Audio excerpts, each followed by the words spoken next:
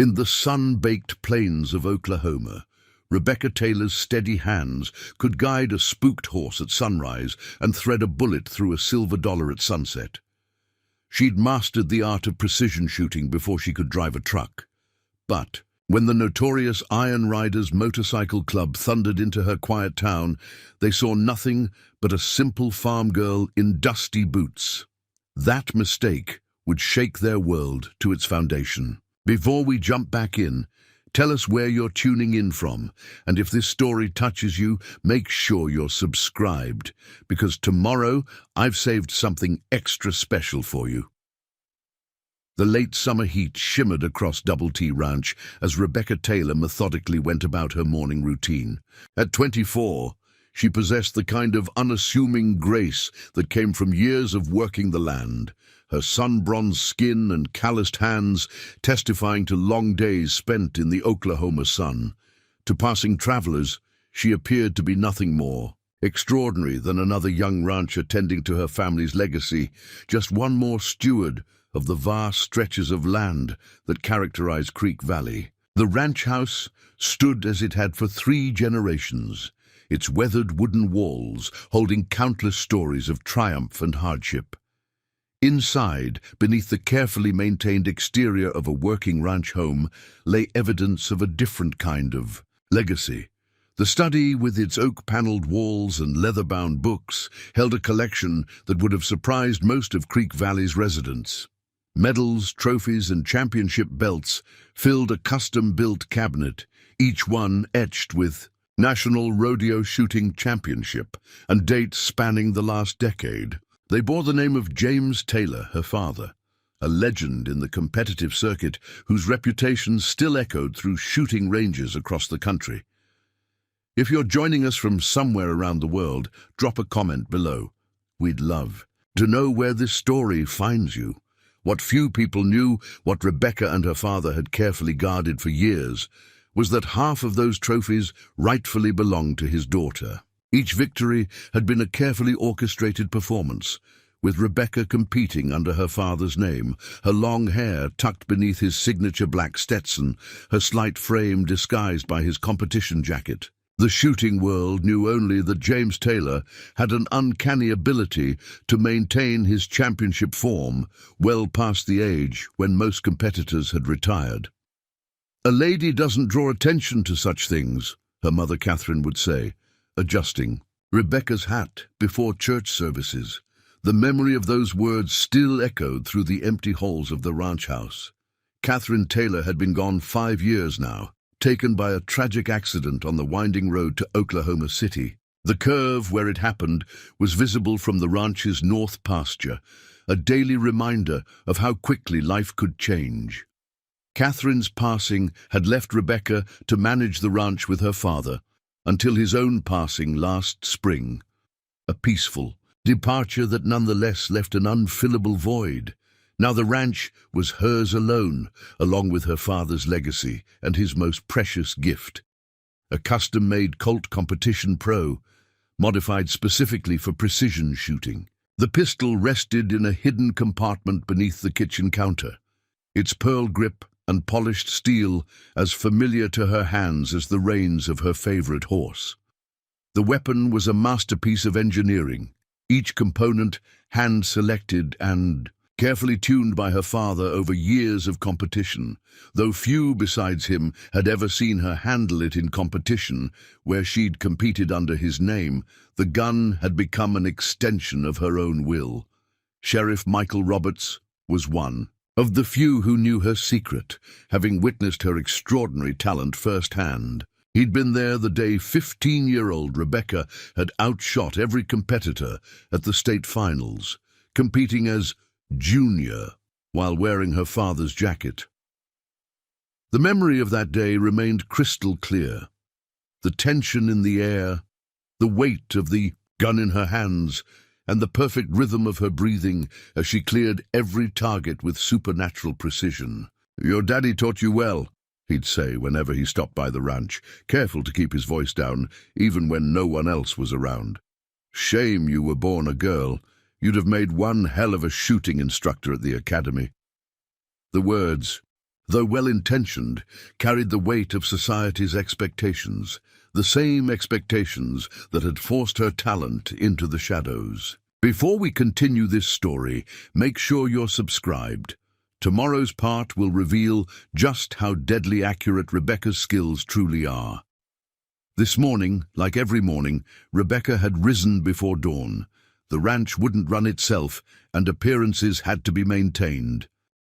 She fed the horses, their quiet nickering a comfort in the pre-dawn darkness. She checked the fences, repaired a section damaged by recent storms, and inspected the shooting range her father had built behind the barn, carefully hidden from the main road.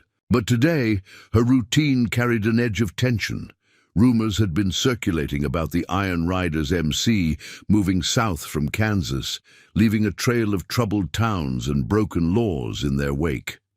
3 days ago, Sheriff Roberts had stopped by. Under the pretense of checking on a stray cattle report, his police cruiser had kicked up dust as it rolled down the long driveway, its official markings a stark contrast to the rustic surroundings. "They hit 3 towns in Kansas," he'd said quietly, leaning against the fence while Rebecca mended it. "Taking over local businesses, running protection rackets. Word is they're heading this way, looking to establish new territory in Oklahoma." His eyes had drifted to the hidden shooting range, a knowing look passing between them. "Might be we'll need your particular talent soon." Rebecca had simply nodded, continuing her work as if they were discussing nothing more significant than the weather. But that evening, after the sun had set and the nearest neighbor was too far to see, she'd taken her father's colt to the range. In the fading light, she had methodically put 30 rounds through a quarter at 75 yards, just as her father had taught her. Each shot had been perfect, a testament to years of disciplined practice and natural talent. The quarter, when she retrieved it, had a hole precisely through its center.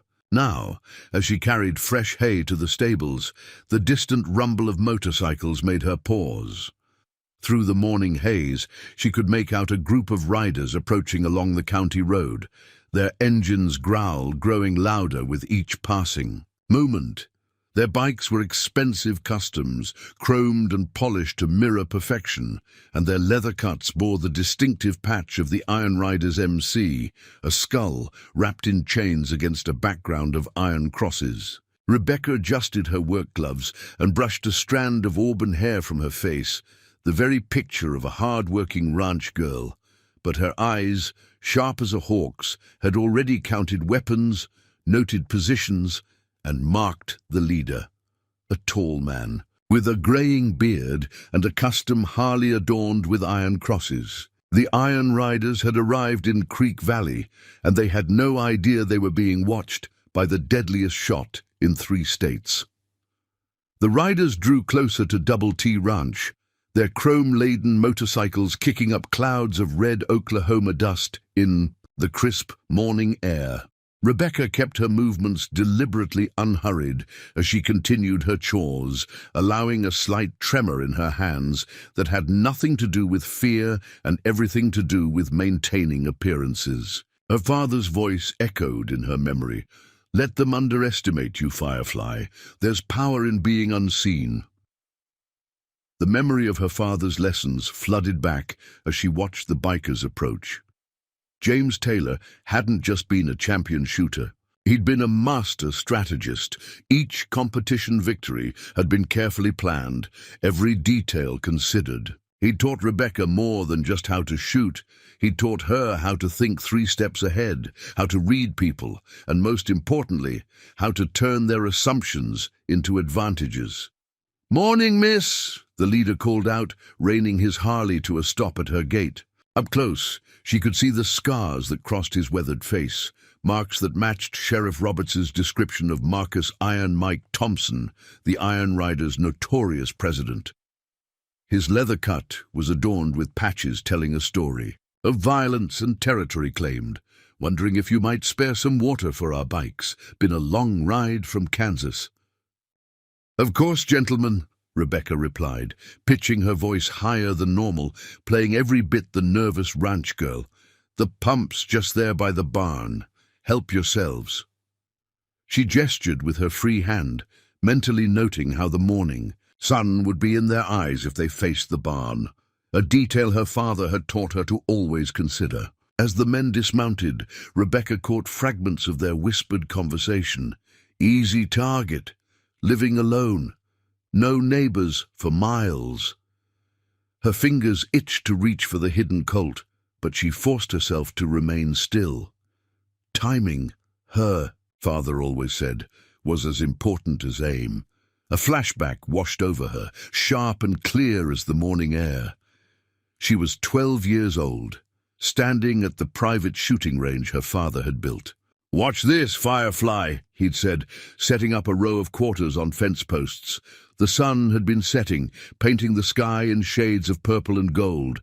What followed was a masterclass in precision shooting that would shape her life forever. One shot, 1/4 dead center, again and again, until all 5 coins lay pierced on the ground. "It's not about strength," he'd explained, kneeling beside her. "It's about patience, breath control, and understanding that the mind controls the trigger, not the finger." The youngest of the gang, a man with sleeve tattoos and nervous eyes, approached her directly.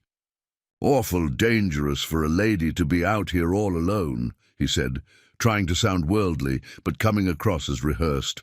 "Lots of bad men about these days." "Oh, I manage well enough," Rebecca answered, allowing a slight quaver in her voice. "My father taught me everything I need to know about running the ranch before he passed." "Your father?" Iron Mike had moved closer, his spurs jingling against the packed earth. "Would that be James Taylor by any chance?"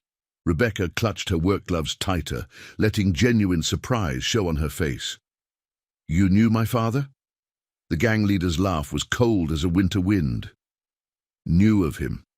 James Deadeye Taylor, the rodeo shooting champion. Man could hit a dime at 100 yards, or so they say." His eyes narrowed. "Also heard he had quite a collection of championship prizes. Valuable ones, custom guns, gold belt buckles, pure silver trophies." The air seemed to grow thicker as the other gang members spread out in a loose circle around her. Rebecca counted the seconds between their movements, noted their positions, remembered the lessons drilled into her since childhood. "Second nature," her father would say. "The gun's just an extension of your eye, your breath, your will." Another memory surfaced. Her first competition at 15. She'd been terrified, not of the shooting, but of being discovered. Her father had wound her hair up tight under his black Stetson, helped her into his competition jacket.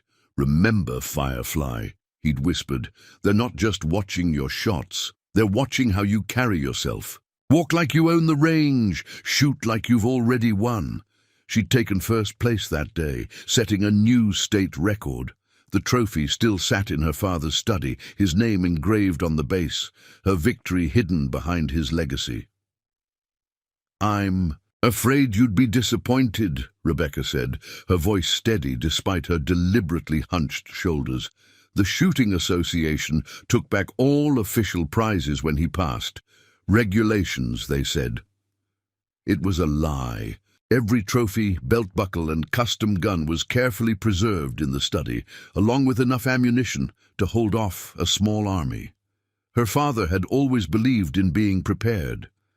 Iron Mike stepped closer, close enough that Rebecca could smell leather and exhaust fumes. "Now see, that's interesting because we heard different. Heard the famous Deadeye Taylor's collection was quite intact when he died." His hand drifted toward the gun concealed under his cut. "Seems to me a young lady living alone might feel safer with some protection. For a fair price, of course." "Boss!" one of the men called out. "Found tracks behind the barn. Fresh ones. Someone's been doing some serious shooting." Iron Mike's expression hardened. "That right? Been keeping up your father's hobby, have you, girl?" Just scaring off coyotes," Rebecca stammered, her mind racing ahead like a chess player seeing the end game. "Father insisted I learn the basics, but I'm hardly any good. Can barely hit the broadside of a barn, truth be told. The gang leader studied her for a long moment, then smiled a predator's smile that never reached his eyes. Tell you what, why don't you show us what you can do? Got a quarter here. He pulled one from his vest pocket, well worn and grimy. Hit it at 20 paces and we'll ride on. No trouble. His hand now rested openly on his gun grip. Women alone in the territories need protection after all. We'd be happy to provide it for a reasonable share of the ranch's income. Rebecca let her lower lip tremble. I really couldn't. Oh, but I insist. Iron Mike's voice carried an edge of steel. Consider it a friendly competition in memory of your father. Preparing and narrating this story took us a lot of time, so if you are enjoying it, subscribe to our channel. It means a lot to us. Now back to the story. The morning sun climbed higher over Creek Valley as Rebecca Taylor faced her unwanted visitors, the quarter glinting mockingly in Iron Mike's calloused hand. The weight of the moment pressed down like the Oklahoma heat, heavy with unspoken threats and dangerous possibilities. Well, girl. Iron Mike held out the quarter, his scarred face twisted in a mocking smile. Surely the daughter of the famous dead-eyed Taylor isn't afraid of a friendly shooting match. Rebecca allowed herself to flinch at his tone, her mind racing through scenarios like her father had taught her. The bikers had positioned themselves in a loose circle around her, their leather cuts casting long shadows on the dusty ground. She counted 7 of them, each carrying at least one concealed weapon. Their confident smirks told her they thought they were in control of the situation. Another memory surfaced, her father's voice during a late-night training session. The best shots aren't always the ones that hit the target, Firefly. Sometimes they're the ones that tell the story you want told. I'll need a gun, she said, her voice deliberately uncertain. Father's is inside, above the fireplace. Jimmy? Iron Mike nodded to the young biker with the sleeve tattoos. Escort the lady. Make sure she doesn't try anything foolish. His hand remained on his weapon, a casual reminder of the threat beneath his words. As Rebecca led Jimmy into the ranch house, she noticed things her father had taught her to look for. How the young man's gun belt was worn too loose, how his trigger finger twitched nervously, how his eyes darted around the room instead of maintaining focus. Amateur mistakes, her father would have said, mistakes that get men killed. The ranch house's interior was cool and dark after the bright morning sun. Family photos lined the walls, telling the story of 3 generations of Taylors. Rebecca paused briefly at one, showing her at age 12, standing beside her father at a shooting competition. She was wearing his hat, nearly drowning in it, but her smile was radiant. It had been her first public performance as Junior Taylor. Her father's competition gun gleamed above the fireplace, exactly where it had hung since his passing. Rebecca reached for it with deliberate awkwardness, making a show of nearly dropping. Jimmy stepped forward to help, just as she'd anticipated. "Careful there, miss," he said, his voice cracking slightly. "That's a mighty fine weapon to be treating so rough." "It's heavier than I remember," Rebecca murmured, letting him take it from her hands.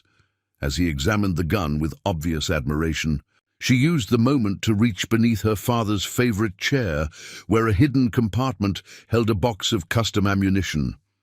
Rounds they had crafted together, perfectly weighted and balanced for long-range accuracy. "This is the presentation model, isn't it?" Jimmy asked, running his fingers along the engraved barrel. "Heard they only made 3 of these." Father was very proud of it, Rebecca said softly, slipping a few rounds into her pocket. He used to say a gun like this was more than just a weapon. It was a responsibility. Something flickered in Jimmy's young face. Respect, perhaps, or memory. "My dad was a shooter too before."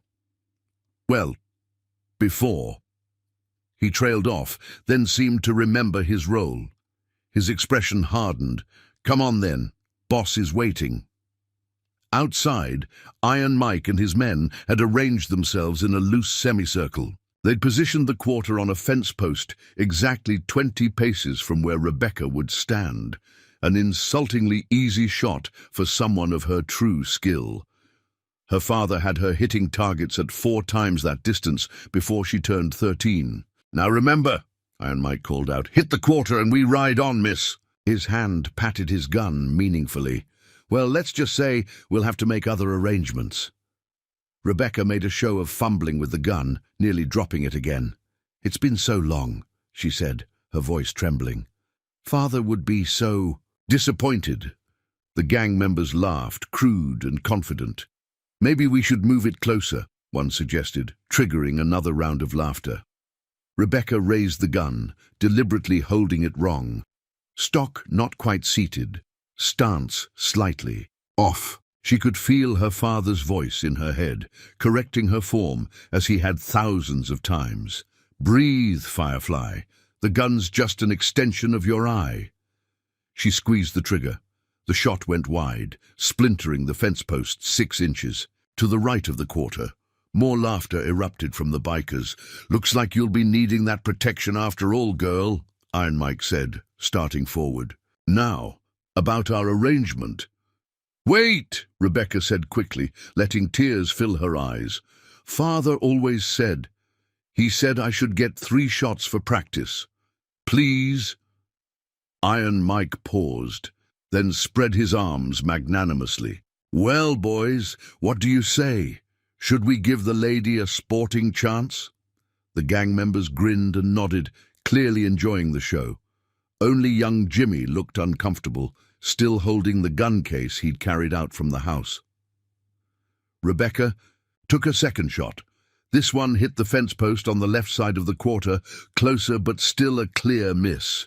She heard more derisive comments, saw the gang members relaxing even further. Their hands had drifted away from their weapons. After, or what threat could this clumsy ranch girl pose? "Last chance, girl," Iron Mike called out. "Better make it count." Rebecca took a deep breath, centered herself, and remembered her father's most important lesson. Sometimes, Firefly, the best shot is the one they never see coming. In one fluid motion, Rebecca shifted her stance, feet planted perfectly, gun tucked tight against her shoulder, cheek welded to the stock. Before the gang members could register the change, she squeezed the trigger. The quarter didn't just fall, it exploded into perfect halves, the pieces spinning through the morning air like silver confetti. The morning air crackled with tension as the shredded pieces of the quarter drifted to the ground. For 3 heartbeats, no one moved. Then Iron Mike's hand flashed toward his gun, but Rebecca was already in motion, the competition pistol pivoting with fluid grace toward the gang leader. "I wouldn't," she said, her voice transformed. Gone was the trembling ranch girl, replaced by something harder, forged from countless hours of practice and her father's relentless training. "I can put a bullet through your gun hand before you. Clear leather, and unlike that quarter, I won't need 3 tries. The gang members froze, their confident smirks replaced by uncertainty as they realized their situation. Rebecca Taylor stood before them transformed, her stance perfect, her aim unwavering, every bit her father's daughter. The morning sun caught the gun's custom engraving, making it gleam like fire.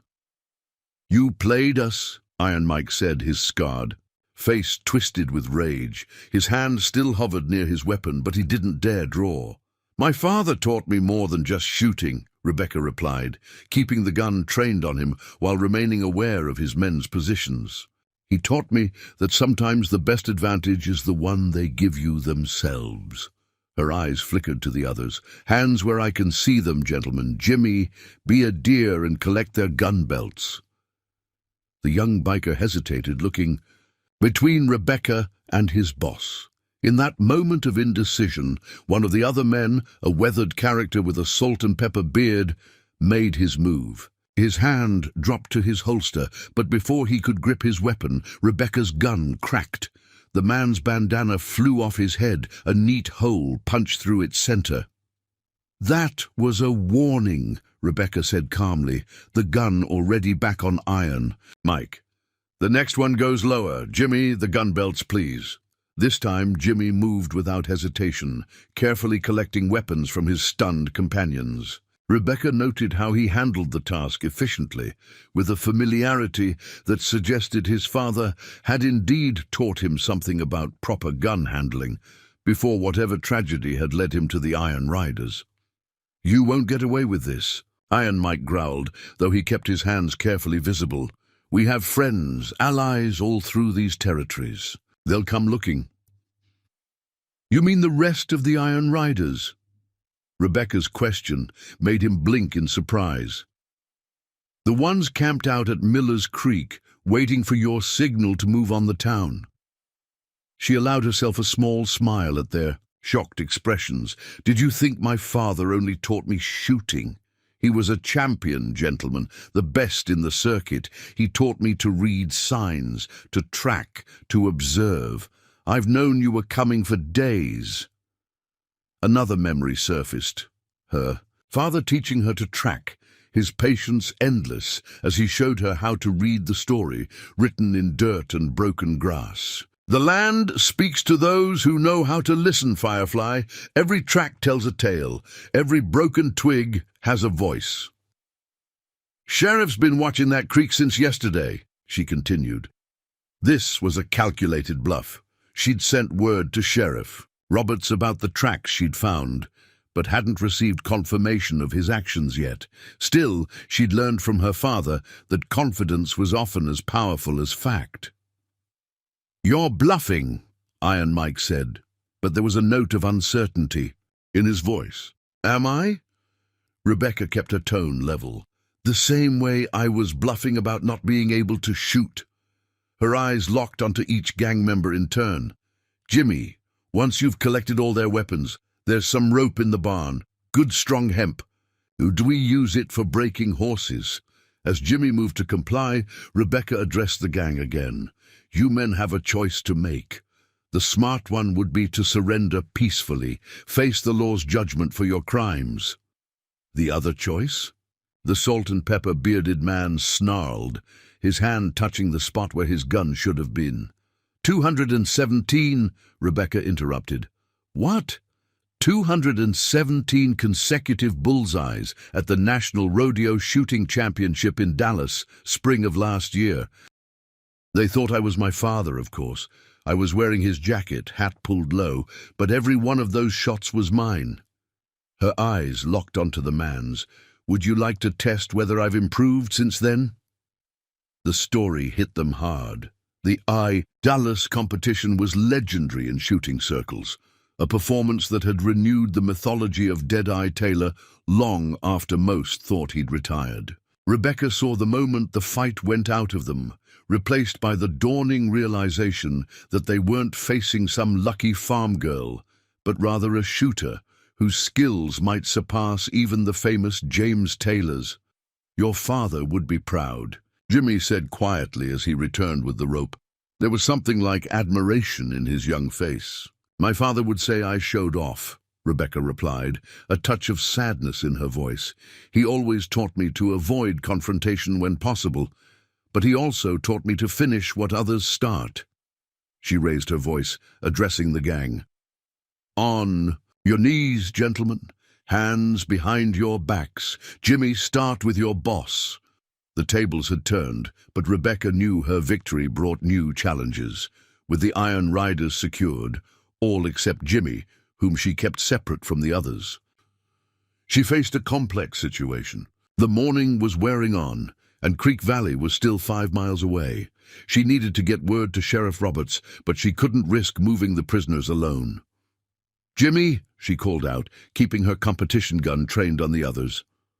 "Bring me my father's saddlebags from the barn." The young biker moved quickly, eager to prove his cooperation. Rebecca had seen something in him, a chance for redemption that reminded her of stories her father used to tell about young competitors he'd helped guide back to the right path. "You're making a mistake," Trusting that boy, Iron Mike said from where he knelt, his hands bound behind him. Jimmy's one of us. Has been since we found him half-starved in that Dallas winter. Funny thing about trust, Rebecca replied, watching Jimmy disappear into the barn. My father always said it's like a gun sight. You have to adjust it based on distance and conditions. She kept her voice steady, though her arms were beginning to tire from holding the gun. Right now, I trust Jimmy more than I trust you, which isn't saying much. The salt and pepper bearded man, she'd heard the others call him Hawk, spat in the dust. Your father ain't here, girl. All his fancy sayings won't help when... He stopped abruptly as Rebecca's gun shifted slightly in his direction. When... What? She asked softly. When the rest of your crew comes looking, the ones you think are still waiting at Miller's Creek. She allowed herself a small smile. Let me share another of my father's sayings. The best surprise is one you plan yourself. Before anyone could respond, the distant crack of a rifle shot echoed across the valley. Rebecca's gun snapped toward the sound, but she quickly relaxed. As she recognized the signal, 3 short whistles followed by a long one, her father's old competition call. Right on time, she murmured, then raised her voice. Over here, Sheriff. Sheriff Michael Roberts rode into view, leading 3 deputies and 5 bound prisoners, the rest of the Iron Riders' advance team. The sheriff's usually pristine uniform was dusty from the ride, but his eyes twinkled with satisfaction as he took in the scene before him. Well now, Miss Taylor, he said, dismounting smoothly. Seems you've been busy this morning. He nodded. To Iron Mike, Marcus Thompson. Been wanting to have a word with you about that protection racket in Kansas. Sheriff, Rebecca acknowledged, finally allowing her gun to lower slightly. I see you found their camp just where we thought it would be. Roberts turned to his deputies. Boys, secure these gentlemen with the others. We'll need the wagon. From town to transport them all. As the deputies moved to comply, Jimmy emerged from the barn with the saddlebags. He stopped short at seeing the new arrivals, but Rebecca gestured him forward. It's all right, Jimmy. Bring them here. The sheriff raised an eyebrow at her treatment of the young biker, but said nothing. He'd known Rebecca long enough to trust her judgment. From the saddlebags, Rebecca withdrew a packet of papers, carefully detailed maps and notes about the Iron Riders' movements that she'd been compiling for weeks. Their whole operation, she explained, handing the papers to Roberts. Routes, hideouts, contacts, everything I could piece together from tracking them and listening to gossip in town. You've been planning this, Iron Mike said, comprehension dawning on his scarred face. All of it, the frightened ranch girl act, the missed shots.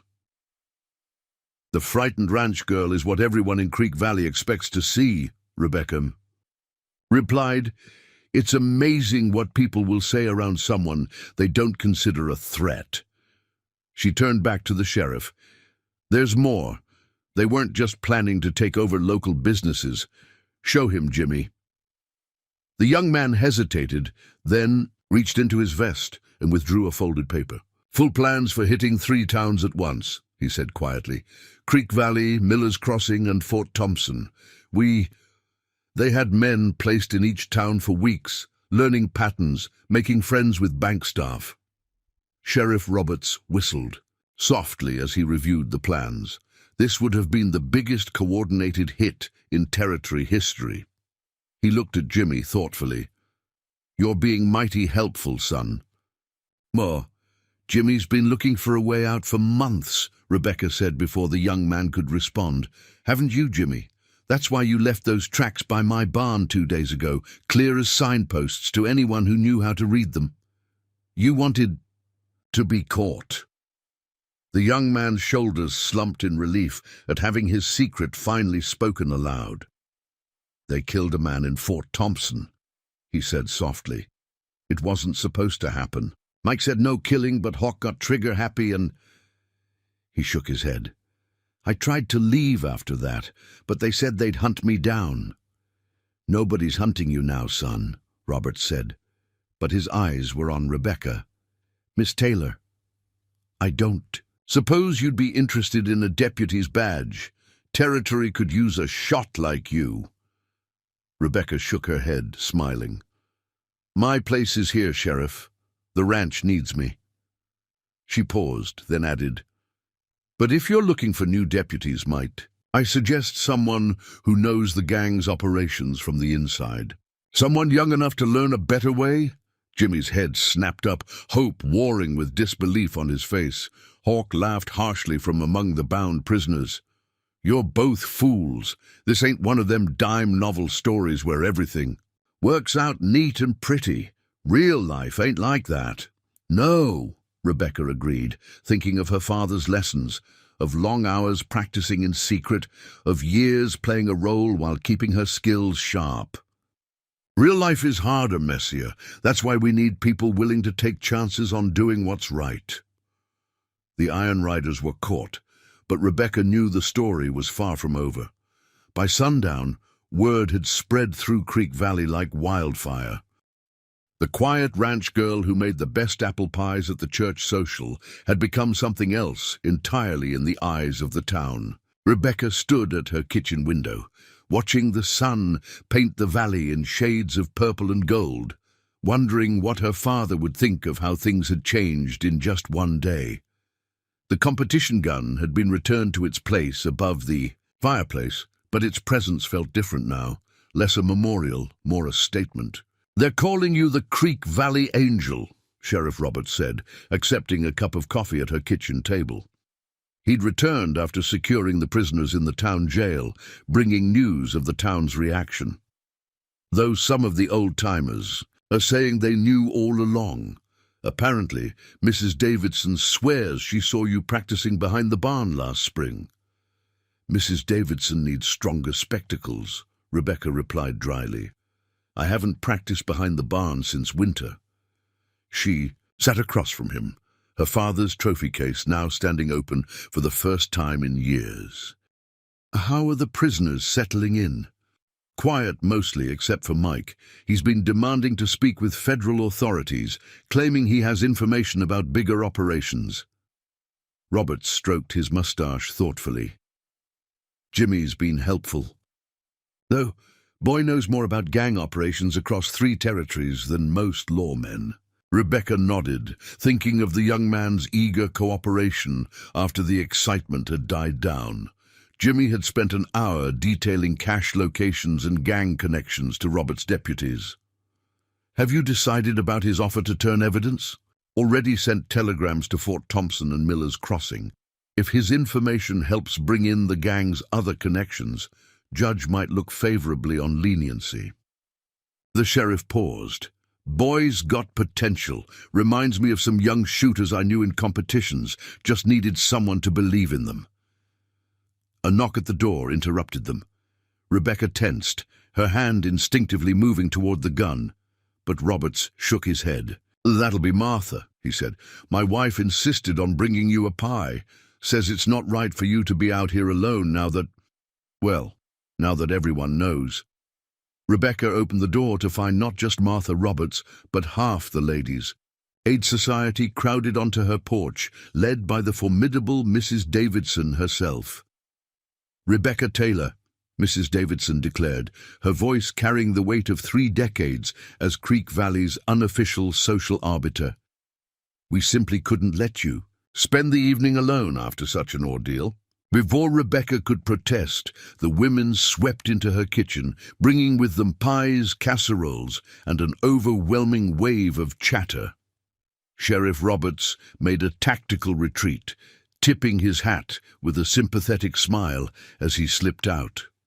"To think," Mrs. Peterson said, arranging her casserole on Rebecca's counter, "all this time we've been treating you like a child who needed looking after when you were really—" She trailed off, seemingly unsure how to categorize a young woman who could outshoot most men in the territory.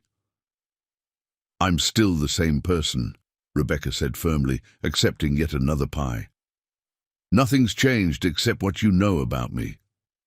"But dear," Mrs. Davidson interjected, "everything's changed. Why, just today, Mrs. Miller was saying her Thomas might be interested in courting you. A girl with your talents would make quite a catch for any young man looking to start a ranch." Rebecca suppressed a sigh. This was exactly what she'd feared, her carefully maintained privacy crumbling under the weight of public interest. "I'm not looking for suitors, Mrs. Davidson. The ranch keeps me busy enough." "Nonsense," the older woman declared. "A girl your age needs to think about her future. Why, with your skills, you could have your pick of any young man in the territory," she added with a significant look, though some might be intimidated by a wife who shoots better than they do. The other women tittered, but Rebecca noticed some nodding in agreement. She thought of her mother's words about a lady's reputation, wondering what Catherine Taylor would make of all this. Another knock at the door interrupted the conversation. This time, it was Reverend Clark, accompanied by several members of the church board. "Miss Taylor," he said solemnly, "we've been discussing the Sunday school position." Rebecca had been teaching the younger children on Sundays, a role she'd enjoyed precisely because it let her be useful while maintaining her quiet reputation. Now she saw in the Reverend's expression that this too might change. "Perhaps," he continued, "given recent events, it might be more appropriate for you to teach the older boys' class. They could benefit from your expertise in certain areas." "Reverend," Rebecca started, but Mrs. Davidson cut in. "Now see here, Reverend Clark, just because Rebecca can handle a gun doesn't mean she's any less suited to teach the little ones. Why, my own grandmother carried a shotgun during the border wars, and she was the finest Sunday school teacher in Oklahoma." As the argument grew, Rebecca slipped out onto her porch, leaving the voices behind. The evening air was cool, carrying the scent of sage and distant rain.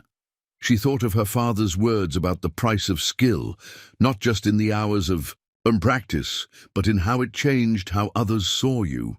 The next morning dawned clear and cold, frost painting Rebecca's farmhouse windows with delicate patterns. She rose before sunrise as always, but today the familiar routine felt different. Word of her shooting skills had spread beyond Creek Valley. She'd seen riders coming and going all night, carrying news to neighboring towns. Her quiet life was slipping away like morning mist in the sun.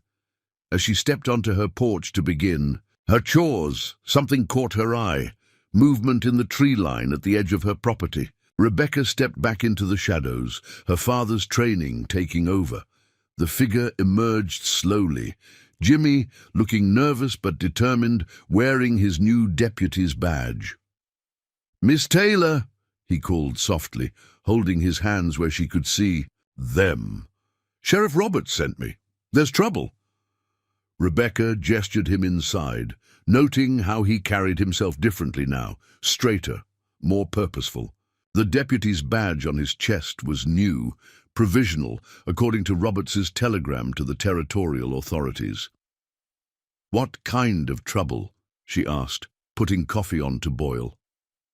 Her competition gun was within easy reach, but she left it where it was. Trust, like reputation, had to be earned in small steps.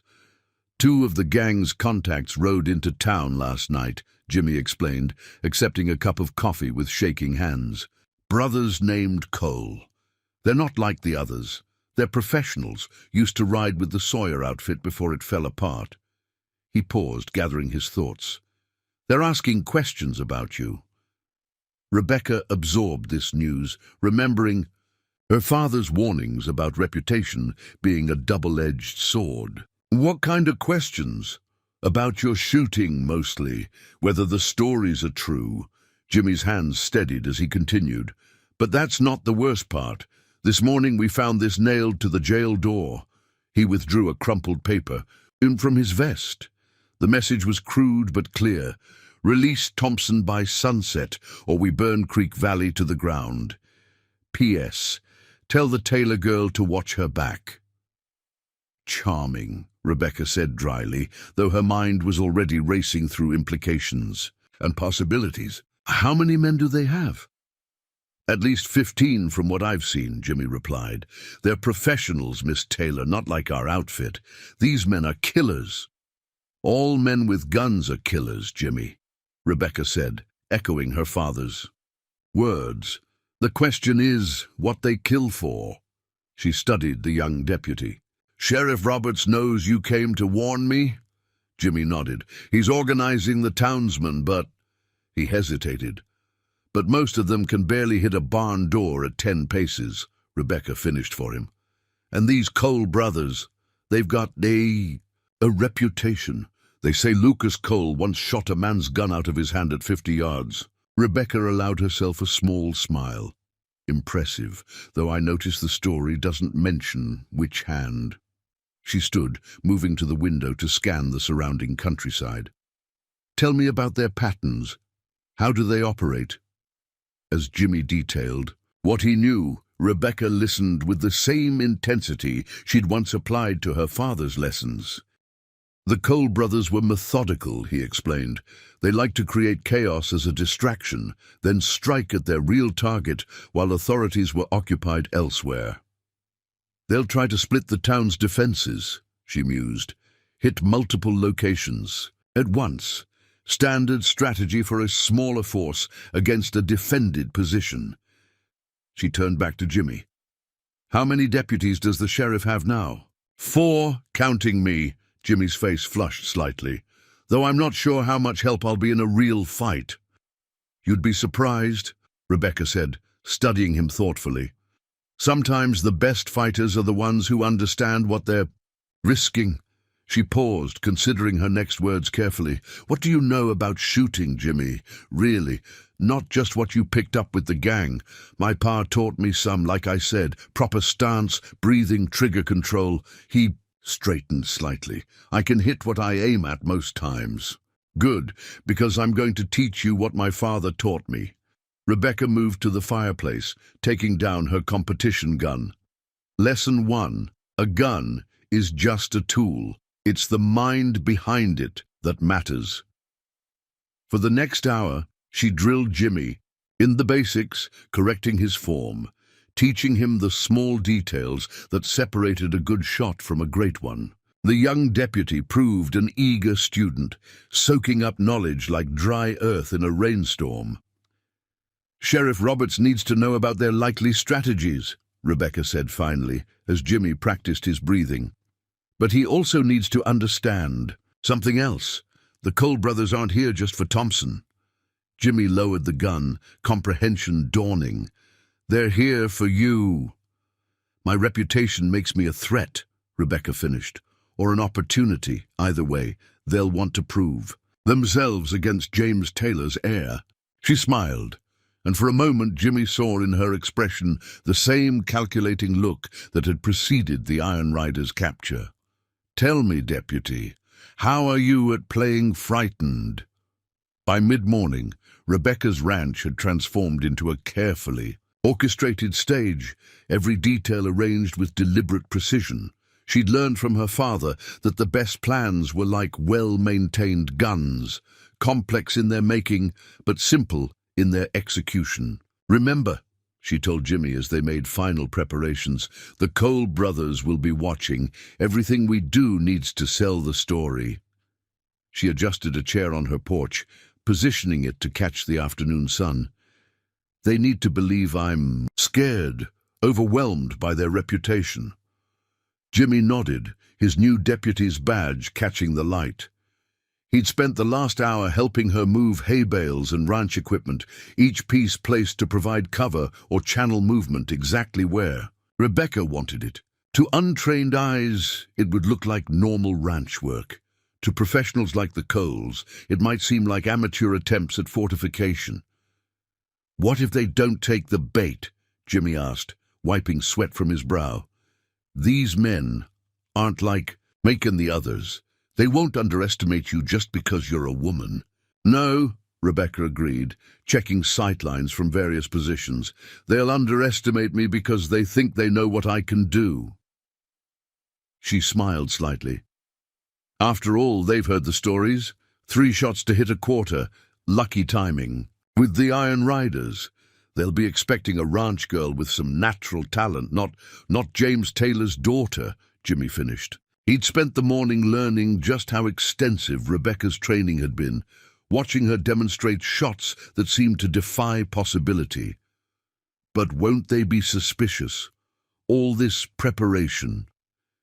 "That's why you're going to ride into town," Rebecca explained, looking worried and asking for help. "Tell the sheriff exactly what we discussed. Make sure everyone hears you, especially any strangers hanging around the saloon." "Miss Taylor's scared," Jimmy recited his part. "Says she got threatening notes, wants protection, but doesn't trust herself to handle trouble like the Cole brothers." He shook his head admiringly. "You're laying a trail, just like Pa used to do when hunting deer."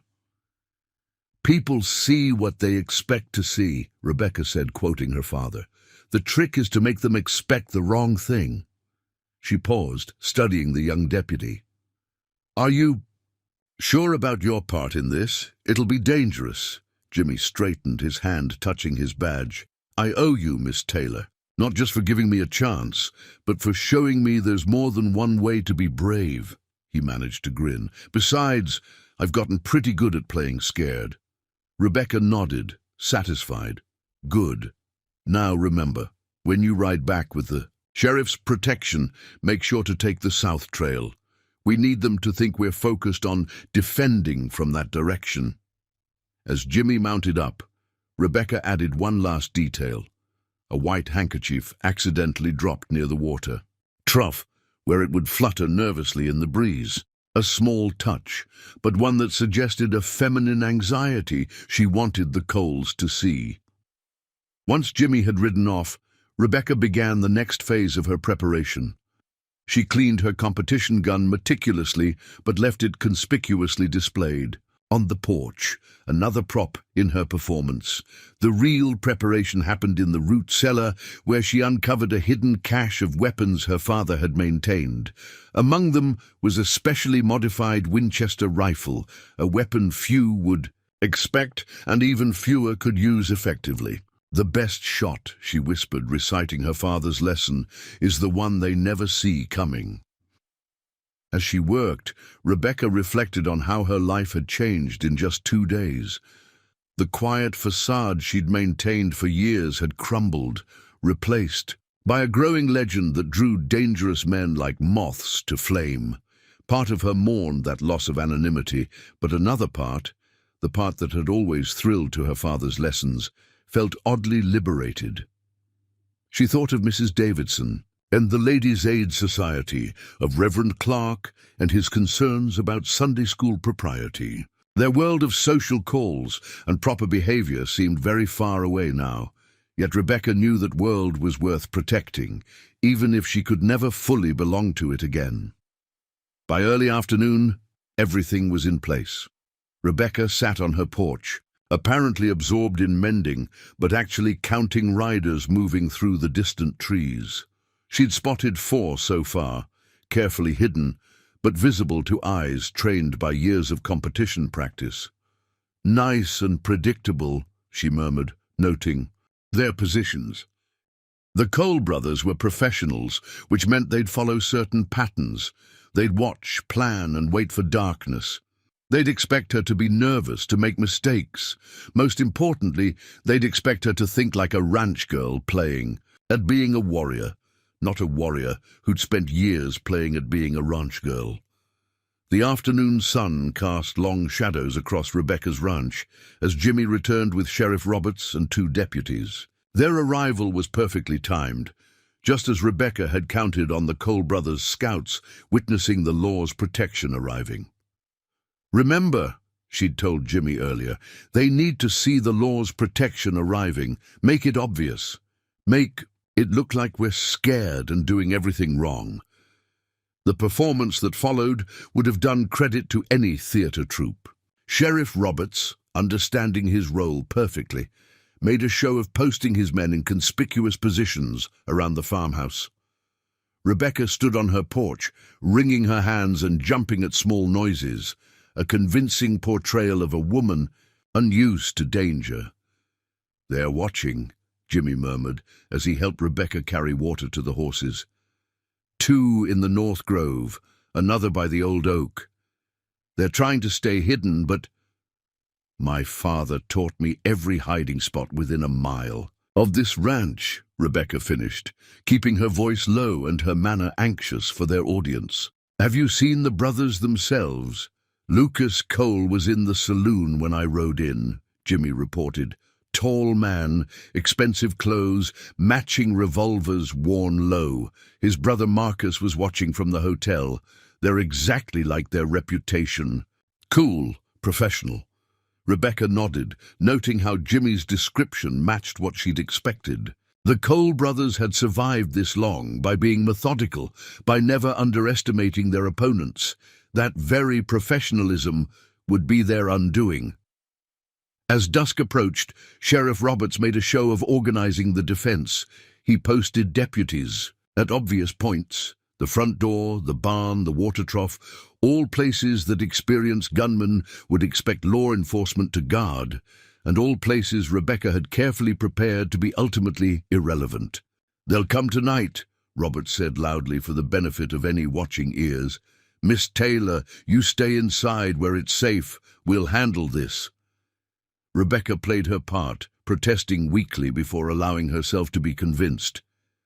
As she stepped inside, she caught Jimmy's eye and gave an almost imperceptible nod. The young deputy immediately began acting nervous, checking and rechecking his gun with shaking hands.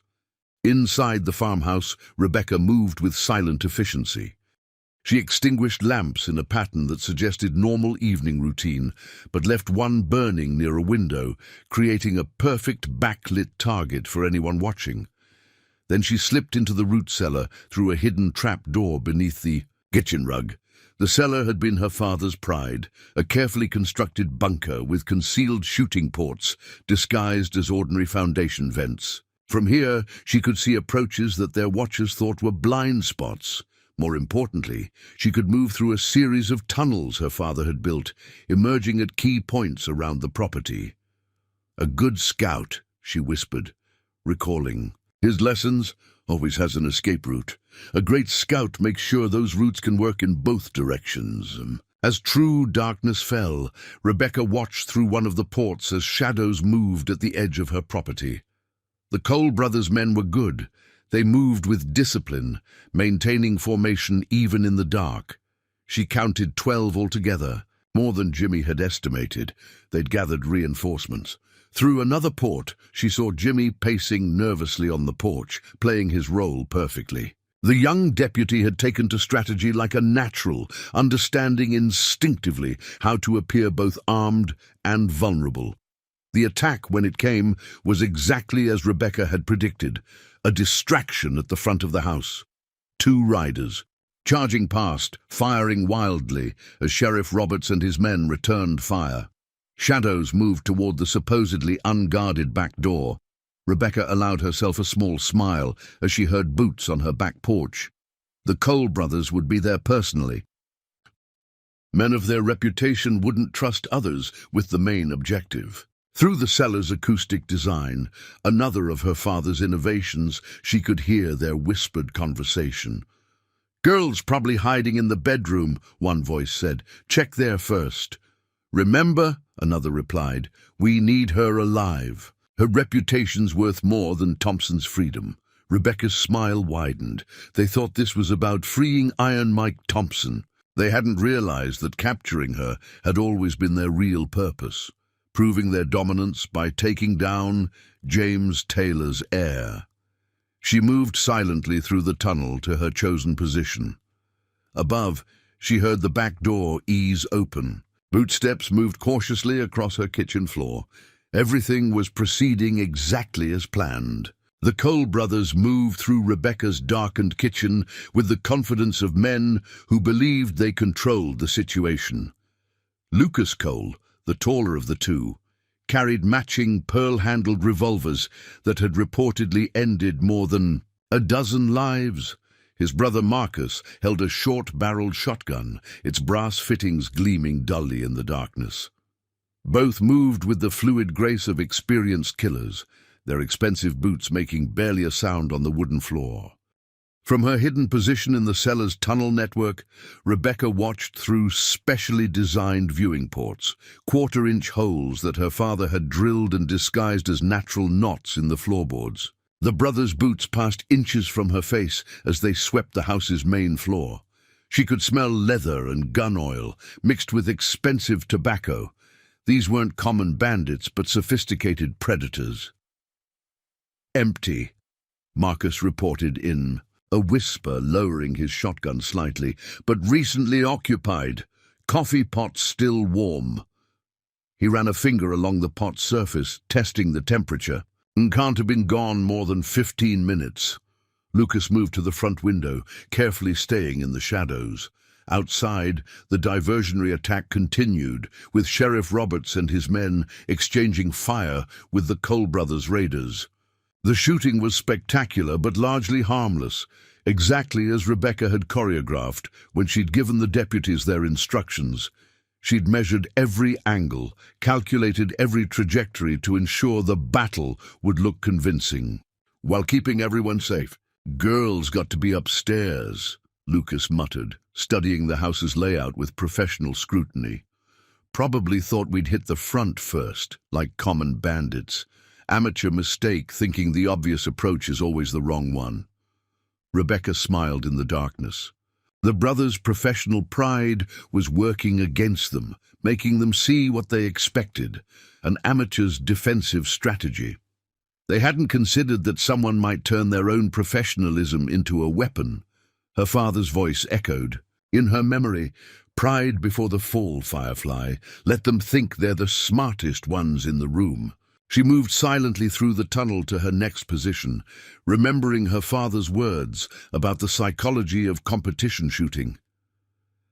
"The real battle isn't with the target, Firefly," he'd say during their late-night training sessions. "It's with the shooter's own expectations. That's why most champions fail. They can't imagine someone seeing past their reputation." Above, the brothers started up the stairs, their weight making the old wood creak in protest, despite their careful movements. Rebecca counted their steps, timing their progress.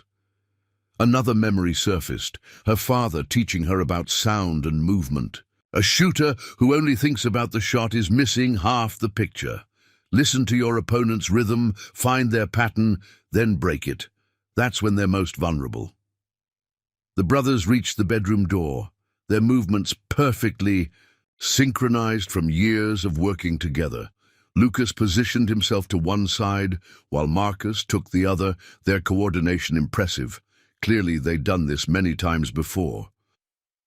Rebecca had counted on this, had built her trap around their predictable professionalism. "Miss Taylor," Lucas called out, his voice surprisingly gentle, almost paternal. "We know you're in there. Come out now, and no one needs to get hurt. This can all end peacefully." Rebecca triggered the first part of her trap, a simple device that dropped a tin cup in the bedroom, creating the sound of someone startling at Lucas's voice. The timing had to be perfect, just enough delay to seem natural. "Scared," Marcus commented with satisfaction, exchanging knowing looks with his brother. "Good. Scared people make mistakes. They forget their training." The brothers exchanged glances, then Marcus kicked in the door with practiced precision. They burst into the bedroom with fluid efficiency, covering all corners with their weapons. But instead of finding a frightened ranch girl, they found only empty darkness and a single lamp burning low on the bedside table. "What the—" Marcus started, but Lucas's sharp intake of breath cut him off. "Look," the older brother said, pointing to the bed with his pearl-handled revolver. There, laid out with deliberate precision, was a competition shooting program from the Dallas Championships. Scrawled across it in flowing script were the words, "Welcome to my house, gentlemen." Next to it lay a quarter with a perfect bullet hole through its center, Rebecca's calling card from her encounter with the Iron Riders. Before they could process this, Rebecca triggered her second trap, the lamp rigged with a simple timing device she'd learned to make during her father's lessons on tactical thinking. flared suddenly bright before going dark. The flash would momentarily blind anyone looking in its direction, especially eyes adjusted to darkness. The brothers, instinctively, turned away from the flash, giving Rebecca the moment she needed. She emerged from a concealed panel in the bedroom wall, her father's competition gun rock steady in her hands. The weapon felt alive in her grip, an extension of her will, just as her father had taught her. "That's far enough," she said quietly, her voice carrying the same gentle authority her father had used when instructing nervous young shooters. The Cole brothers froze, their weapons half raised. In the chaos outside, no one would have heard the lamps breaking or her entrance, the moment balanced on a knife's edge. "I have to admit," Lucas Cole said, his voice still steady despite having Rebecca's gun trained on him, "this is impressive. You used our own methods against us, watching, planning, choosing the ground." His eyes showed a professional's appreciation, even as his hands stayed carefully still. "Your father taught you well. My father taught me that the best way to hunt a professional is to think like one," Rebecca replied, keeping her competition gun rock steady. Years of training had built the kind of endurance that made holding a sight picture feel as natural as breathing. "Drop your guns." Slowly. Marcus's shotgun twitched slightly, his trigger finger tensing. "You really think you can take both of us? Even with the drop, one of us will get a shot off." His eyes darted around the room, looking for options, analyzing angles just as Rebecca had known he would. "Look at the floor," Rebecca suggested, allowing a hint of her father's teaching voice to enter her tone. A champion shooter's greatest weapon, he always said, was the ability to control the rhythm of a confrontation. They did, noticing for the first time the thin wires running between their feet, tripwires connected to something beneath the floorboards. Rebecca saw the moment of recognition in their eyes, the sudden understanding that they were standing in a trap far more sophisticated than they'd imagined. "My father was a great believer in backup plans," Rebecca explained, shifting slightly, "to maintain her perfect sight picture.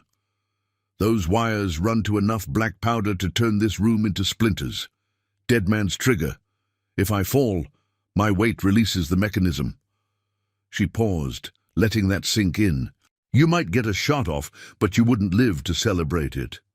Lucas Cole actually smiled, though his hands stayed carefully away from his pearl-handled revolvers. "The stories didn't do you justice, Miss Taylor. We thought we were hunting an amateur who got lucky with Thompson's crew. Instead, you found someone who's been playing a role far longer than you have," Rebecca finished. "Now, about those guns." The brothers exchanged a look filled with years of shared experience. Rebecca recognized it. She'd seen similar exchanges between veteran shooters at competitions. In that moment, she knew they were about to try something desperate. "You know what's interesting?" Lucas said conversationally, his body language subtly shifting. "A professional can tell a lot about someone's shooting background by how they handle themselves. Your stance, your grip, that's competition training, not combat experience." "And?" Rebecca kept her voice neutral, but her mind was racing. Her father had warned her about this. Killers trying to get inside a shooter's head, create doubt, find weakness. "And," Marcus picked up his brother's thread, "competition shooters aren't used to blood.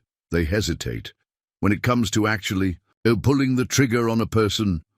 His words cut off as Rebecca's gun cracked once, precise and deliberate. The shotgun's barrel sprouted a neat hole near the loading gate, rendering it useless without ever risking a deadly ricochet. Before either brother could blink, her gun was back on Lucas, as steady as ever. "That's the thing about competition shooting," Rebecca said calmly. "It teaches you to make impossible shots look easy. Now imagine what I could do if I was actually aiming at you." The demonstration had its intended effect. Both brothers carefully laid their weapons on the floor. But as they straightened, Lucas's eyes held a calculating look that Rebecca didn't like. "Well played, Miss Taylor. But tell me, how many of your father's other lessons did you take to heart? Did he teach you about the politics of professional shooting, about the deals that get made behind closed doors?" Something in his tone made Rebecca's skin prickle. "What are you talking about?" "Just that your father wasn't quite the straight arrow everyone thought. Did you never wonder why he stopped competing? Why he suddenly switched to teaching you in secret?" "Careful," Rebecca warned, but doubt had crept into her voice. Her father had never fully explained his retirement from competition shooting. "The truth's a funny thing, Miss Taylor," Lucas continued. "Sometimes the people we admire most have the darkest secrets. I'd hate for your father's reputation to be tarnished by certain documents coming to light." "You're lying," Rebecca said, but her mind was racing back through memories, looking for signs she might have missed. "Am I? Ask yourself why a champion like James Taylor would suddenly start competing under his daughter's name. Why he'd risk everything to—" A sharp whistle cut through the night air outside, 3 short bursts followed by a long one, the signal they'd arranged with Sheriff Roberts. But something was wrong. The timing was off. In that moment of distraction, Lucas moved, not for his gun, as Rebecca had expected, but toward a hidden pocket in his vest. "Sorry, Miss Taylor," he said, pulling out what looked like an old envelope, "but you're not the only one who came prepared." The yellowed envelope in Lucas Cole's and seemed to carry more weight than any gun. Rebecca's aim remained steady, but her mind raced through memories of her father, searching for signs she might have missed. "Your father was a great man," Lucas said, his voice carrying an edge of sympathy that felt worse than any threat. "But great men often carry great burdens. Sometimes they make choices that come back to haunt their families." "Whatever you think, you know about my father," Rebecca started, but Lucas cut her off by carefully opening the envelope with one hand. "Dallas, 1885, he read from a document inside. "The year James Dead-Eye Taylor mysteriously withdrew from competition. Everyone thought it was due to his wife's illness. The truth was more complicated." Rebecca's finger stayed steady on the trigger, but her heart hammered against her ribs. That was the year everything had changed. Her father had stopped competing, started training her in secret instead. She'd always assumed it was because he'd recognized her talent, wanted to nurture it. "You see, Miss Taylor, your father discovered something ugly in the professional shooting circuit. Match fixing, bribes, people getting hurt if they didn't. Play along." Lucas's eyes met hers with unsettling directness. He was going to expose it all, but then certain people made him an offer.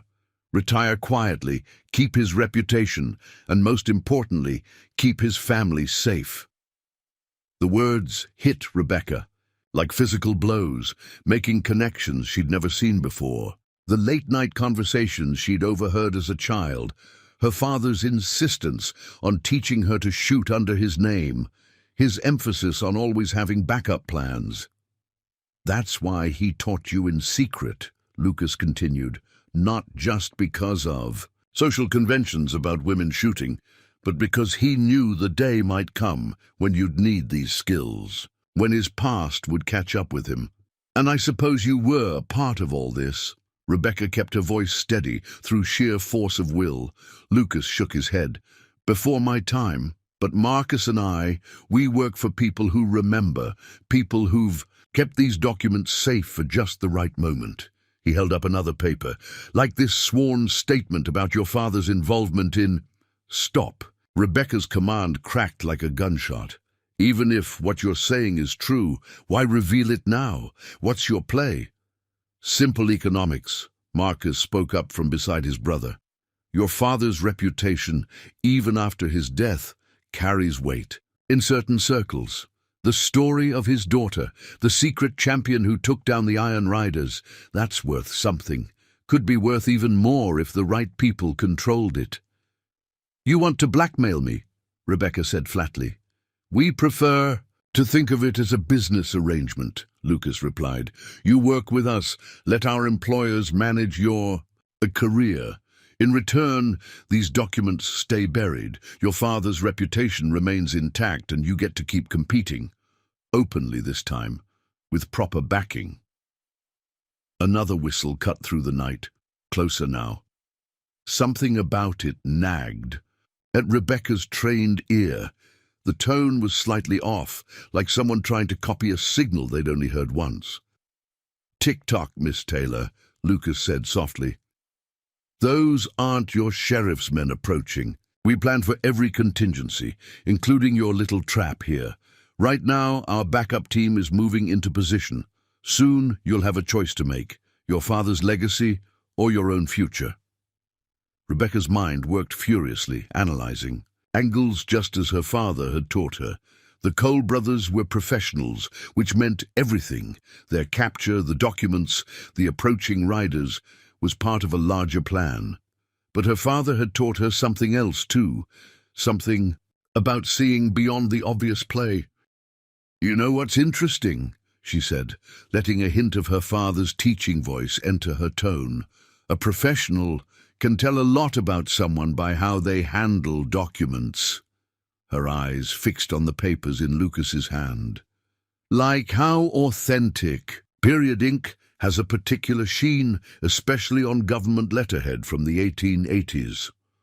A flicker of uncertainty crossed Lucas's face, barely noticeable, but to eyes trained in reading minute shifts during competition, it spoke volumes. "My father taught me more than just shooting," Rebecca continued.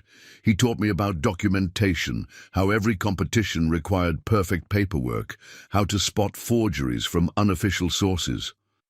She allowed herself a small smile. "Those papers you're holding? The letterhead's wrong for the period. Dallas officials didn't start using that seal until 1888. The brothers exchanged a glance that confirmed her suspicion. Their trump card was as false as their earlier surrender. "Doesn't matter," Marcus growled. "Our men are still coming. Whatever you think you know about your father, I know he taught me that the truth, like a perfect shot, is in the details." Rebecca cut him off. "And I know that real backup teams don't waste time with signal whistles when they could just attack." As if to punctuate her words, genuine gunfire erupted outside, not the careful show from earlier, but the sharp, precise shots of her father's. Old competition friends, responding to the real signal she'd arranged through Jimmy.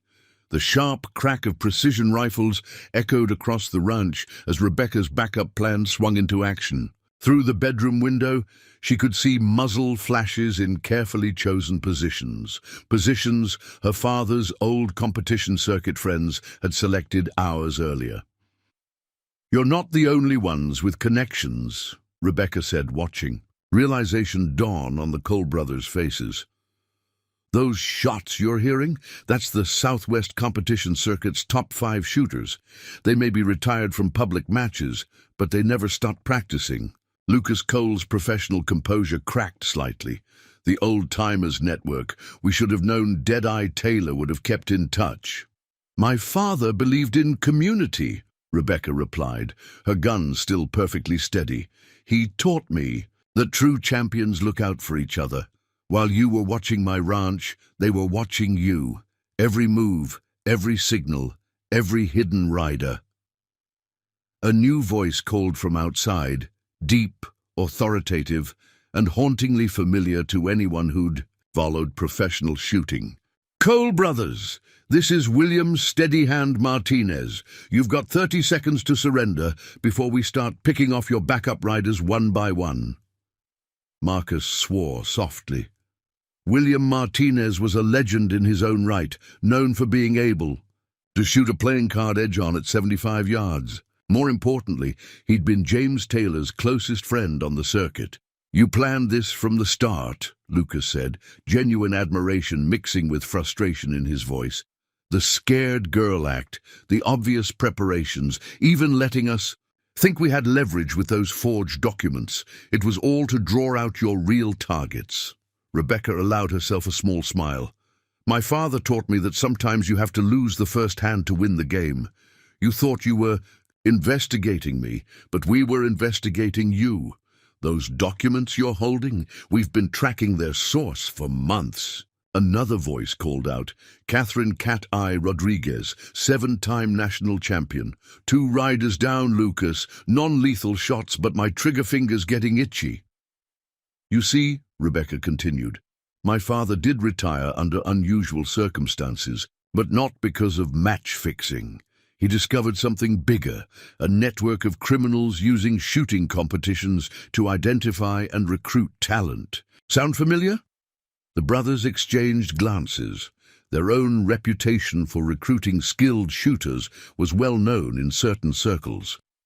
The same people who approached you have been at this for decades, Rebecca explained. They find talented shooters, pressure them with false evidence of scandals, force them to either join or retire in disgrace. My father chose a third option. He went underground, started building evidence, and trained me to continue his work. Boss! A panicked voice called from outside. Martinez and his crew have us surrounded. They've got Joe and Mike pinned down by the creek. Lucas's calculating expression told Rebecca he was still looking for angles, still trying to turn the situation to his advantage. Even if what you're saying is true, you can't prove any of it. Our employers are too well connected, too careful. That's where you're wrong, Rebecca replied. Remember how I said my father taught me about documentation?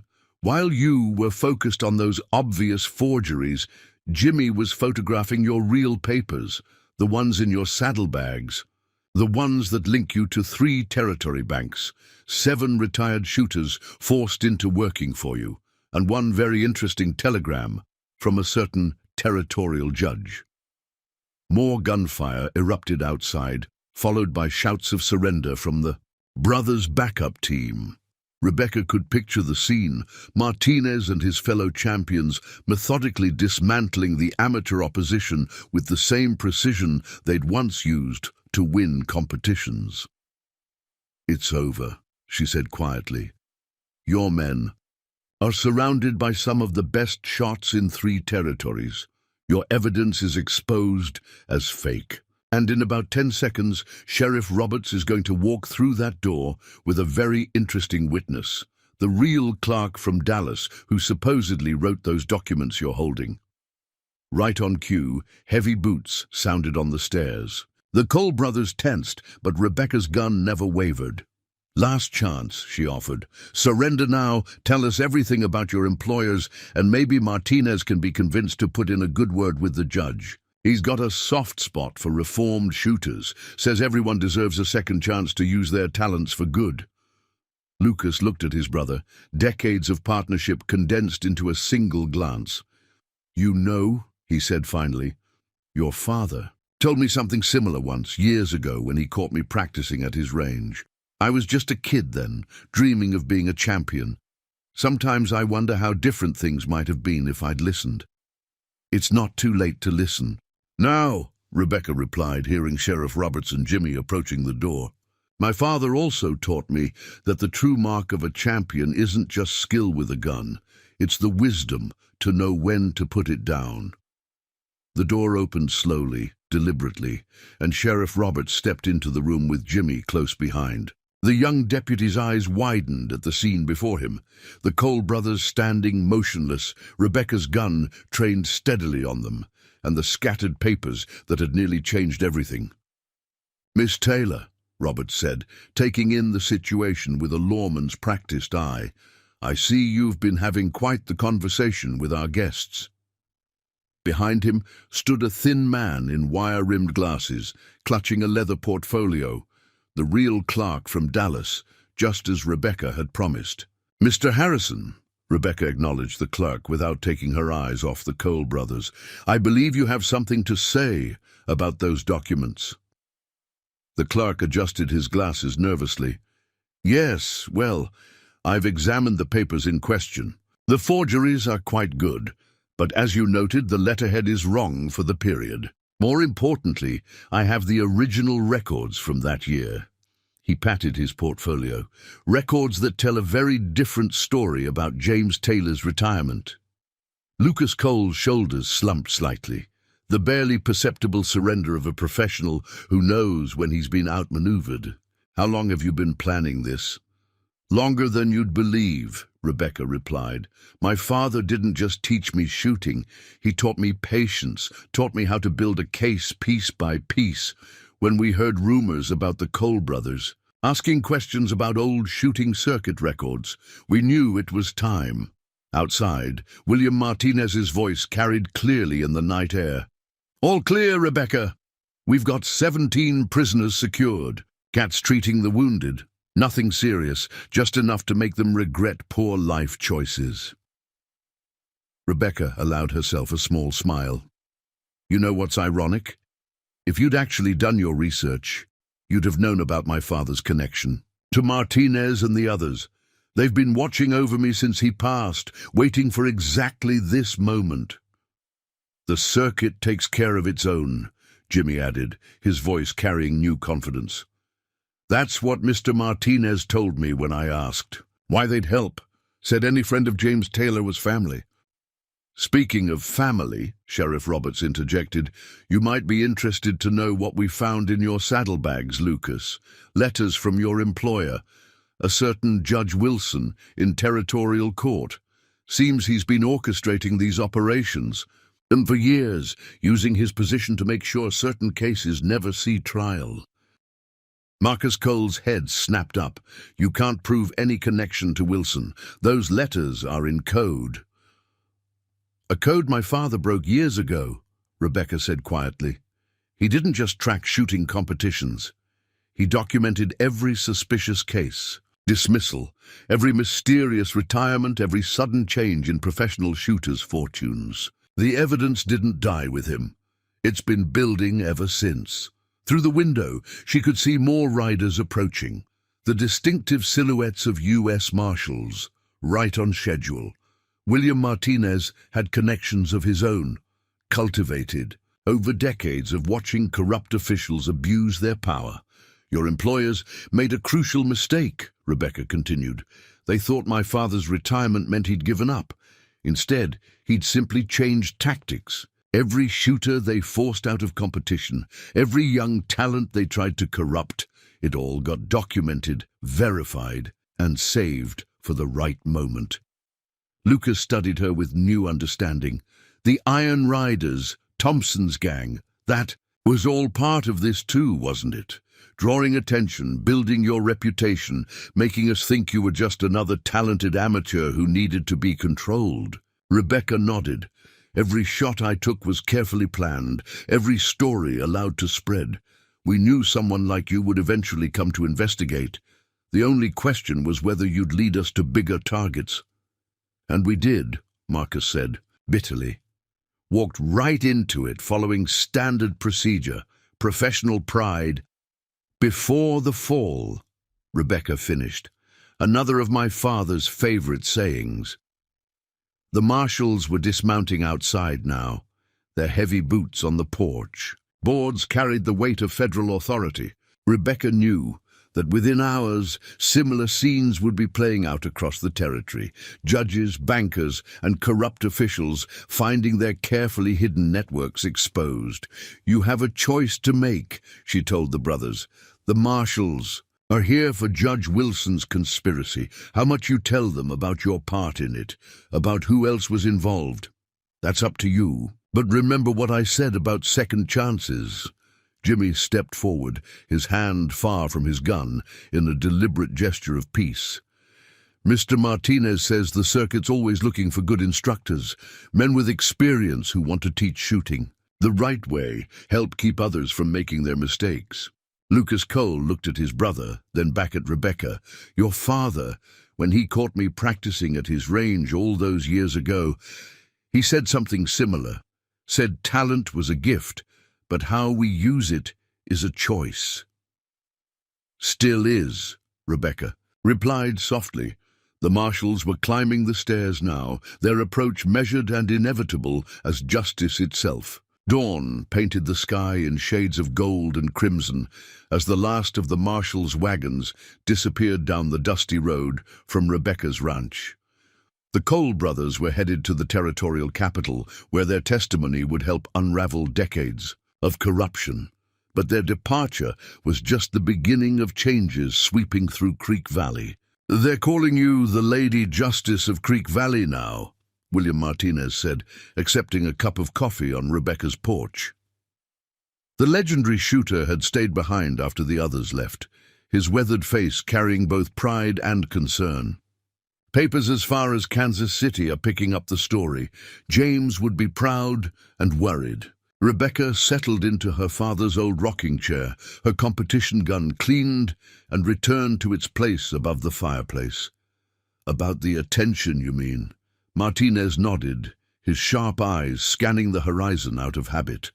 "Fame's a double-edged sword in our business. The wrong kind of attention can be dangerous." "Like the kind that forced my father into retirement?" Rebecca asked quietly. The events of the past days had stirred up questions she'd long held back. "Your father was a great man," Martinez said after a long moment. "When he discovered what was happening in the circuit, the corruption, the pressure on young shooters, he had choices to make. He chose to protect his family while finding a way to fight back. Everything he taught you, every secret competition, every hidden lesson, it was all building toward this." Rebecca thought about the documents the marshals had taken. Years of careful investigation, notes in her father's precise handwriting detailing connections between corrupt officials and forced retirements. He was playing a longer game than anyone knew. "James always said the best shot isn't always the quickest," Martinez smiled. "Sometimes it's the one you spend years setting up." The sound of approaching horses drew their attention. Sheriff Roberts was riding up, accompanied by Jimmy and, surprisingly, Mrs. Davidson and several other town leaders. "Miss Taylor, Mrs. Davidson called out as they dismounted. "Or should I say Champion Taylor now? The town council has been in emergency session all night." Rebecca stood, noting how differently the social matron looked at her now, not with the previous condescension, but with a complex mix of respect and uncertainty. "Emergency session? Has something happened?" "You could say that," Sheriff Roberts replied, his mustache twitching with suppressed amusement. "News of Judge Wilson's arrest is spreading. Seems he had his fingers in more pies than anyone suspected. Land deals, bank loans, all sorts of arrangements that need reviewing. The council has decided," Mrs. Davidson continued, "that Creek Valley needs to take a more progressive approach to certain matters, starting with appointing a special investigator to review all of Wilson's past dealings with the town." Rebecca raised an eyebrow. "And you're telling me this because the council voted unanimously to offer you the position," Jimmy burst out, unable to contain his excitement. "With full authority to investigate and recommend actions. They're calling it the Taylor Commission," said your father's reputation for honesty, combined with your proven abilities, makes you the perfect choice. Martinez chuckled softly. "Told you fame was a double-edged sword, didn't I?" Rebecca studied the group before her, seeing the changes already taking place. Mrs. Davidson, who days ago had been pushing her toward a suitable marriage, now stood, ready to support her in a position of real authority. Jimmy wore his deputy's badge with new confidence, his past with the Iron Riders transformed into valuable experience. Even Sheriff Roberts carried himself differently, as if a weight of old compromises had been lifted from his shoulders. "There's more," Mrs. Davidson added. "The Ladies' Aid Society has received letters from women in other towns asking about starting shooting clubs. Seems your example has inspired quite a few who've been hiding their own talents. And the circuit's had inquiries from several young shooters," Martinez put in, "ones who'd been pressured to work for people like Wilson, now looking for a legitimate way to use their skills. Lucas Coles already provided names of others who might need help getting back on the right path. Rebecca thought of her father's lessons about responsibility and choice. She looked out over her ranch, where the morning sun revealed the subtle signs of last night's operation. Boot prints in the dirt, cartridge cases that would need collecting, lives that had changed forever. "My father believed that talent came with obligations," she said finally, "that being good at something meant you had a duty to use it wisely, to help others find their way." She turned back to the group. "I'll accept the commission position, on one condition, that it includes establishing a proper shooting school open to anyone willing to learn the right way." A month after the Cole brothers' surrender, Creek Valley had transformed in ways no one could have predicted. The shooting range behind Rebecca's barn, once carefully hidden from view, now echoed with the sound of practice fire and instruction. Marcus Cole's head snapped up. "You can't prove any connection to Wilson. Those letters are in code." "A code my father broke years ago," Rebecca said quietly. "He didn't just track shooting competitions. He documented every suspicious case, dismissal, every mysterious retirement, every sudden change in professional shooters' fortunes. The evidence didn't die with him. It's been building ever since." Through the window, she could see more riders approaching, the distinctive silhouettes of U.S. Marshals, right on schedule. William Martinez had connections of his own, cultivated over decades of watching corrupt officials abuse their power. "Your employers made a crucial mistake," Rebecca continued. "They thought my father's retirement meant he'd given up. Instead, he'd simply changed tactics. Every shooter they forced out of competition, every young talent they tried to corrupt, it all got documented, verified, and saved for the right moment." Lucas studied her with new understanding. "The Iron Riders, Thompson's gang, that was all part of this too, wasn't it?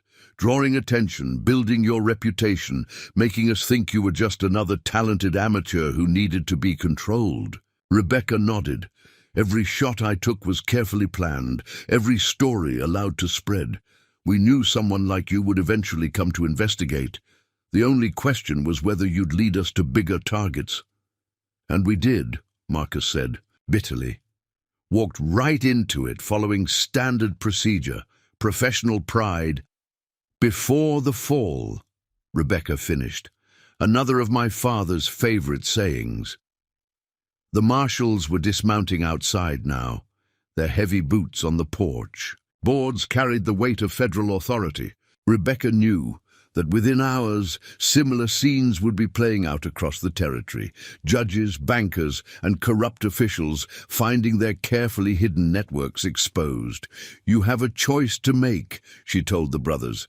"The marshals are here for Judge Wilson's conspiracy. How much you tell them about your part in it, about who else was involved, that's up to you. But remember what I said about second chances." Jimmy stepped forward, his hand far from his gun, in a deliberate gesture of peace. "Mr. Martinez says the circuit's always looking for good instructors, men with experience who want to teach shooting the right way, help keep others from making their mistakes." Lucas Cole looked at his brother, then back at Rebecca. "Your father, when he caught me practicing at his range all those years ago, he said something similar. Said talent was a gift, but how we use it is a choice." "Still is," Rebecca replied softly. The marshals were climbing the stairs now, their approach measured and inevitable as justice itself. Dawn painted the sky in shades of gold and crimson as the last of the marshals' wagons disappeared down the dusty road from Rebecca's ranch.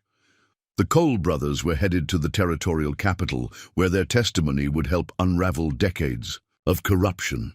But their departure was just the beginning of changes sweeping through Creek Valley.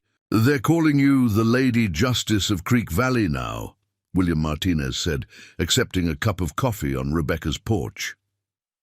The legendary shooter had stayed behind after the others left, his weathered face carrying both pride and concern. Papers as far as Kansas City are picking up the story. James would be proud and worried.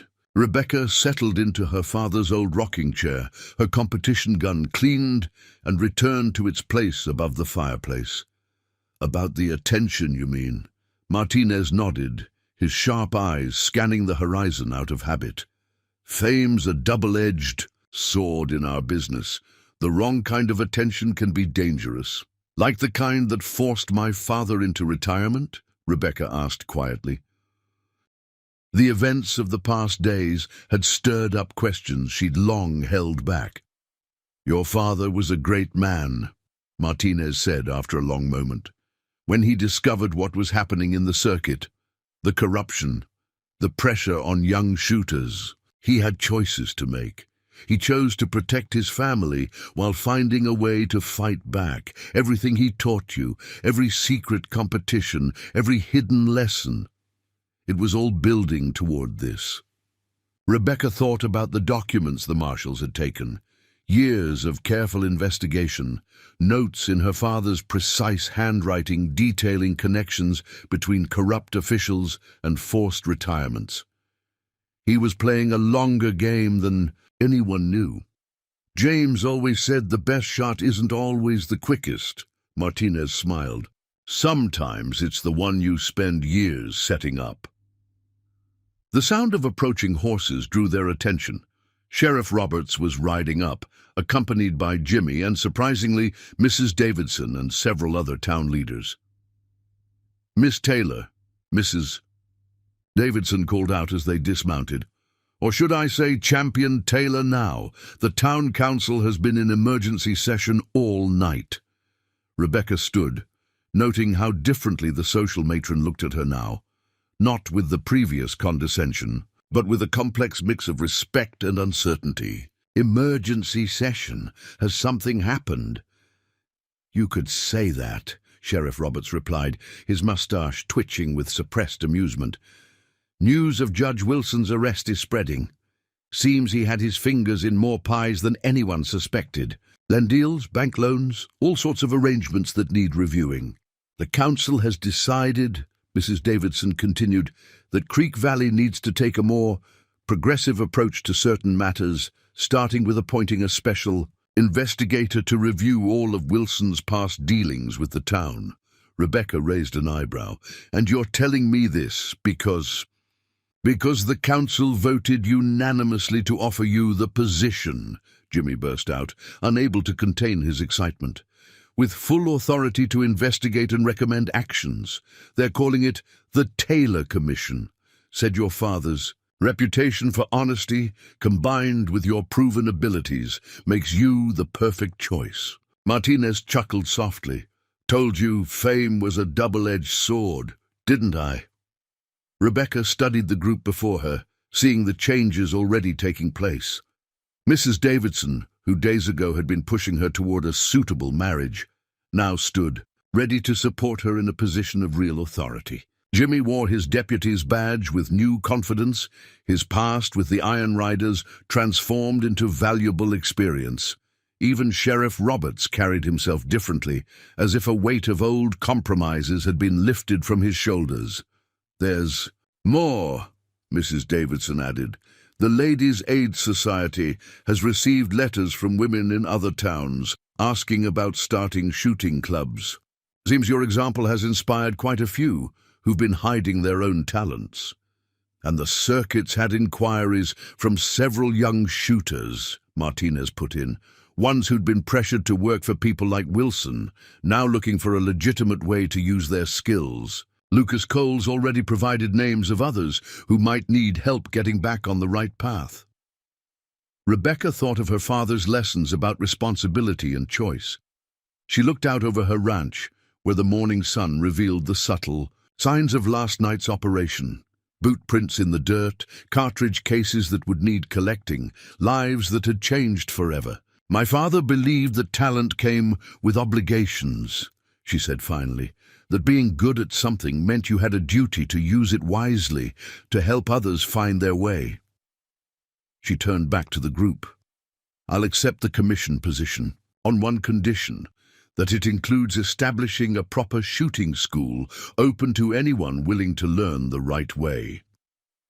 A month after the Cole brothers' surrender, Creek Valley had transformed in ways no one could have predicted.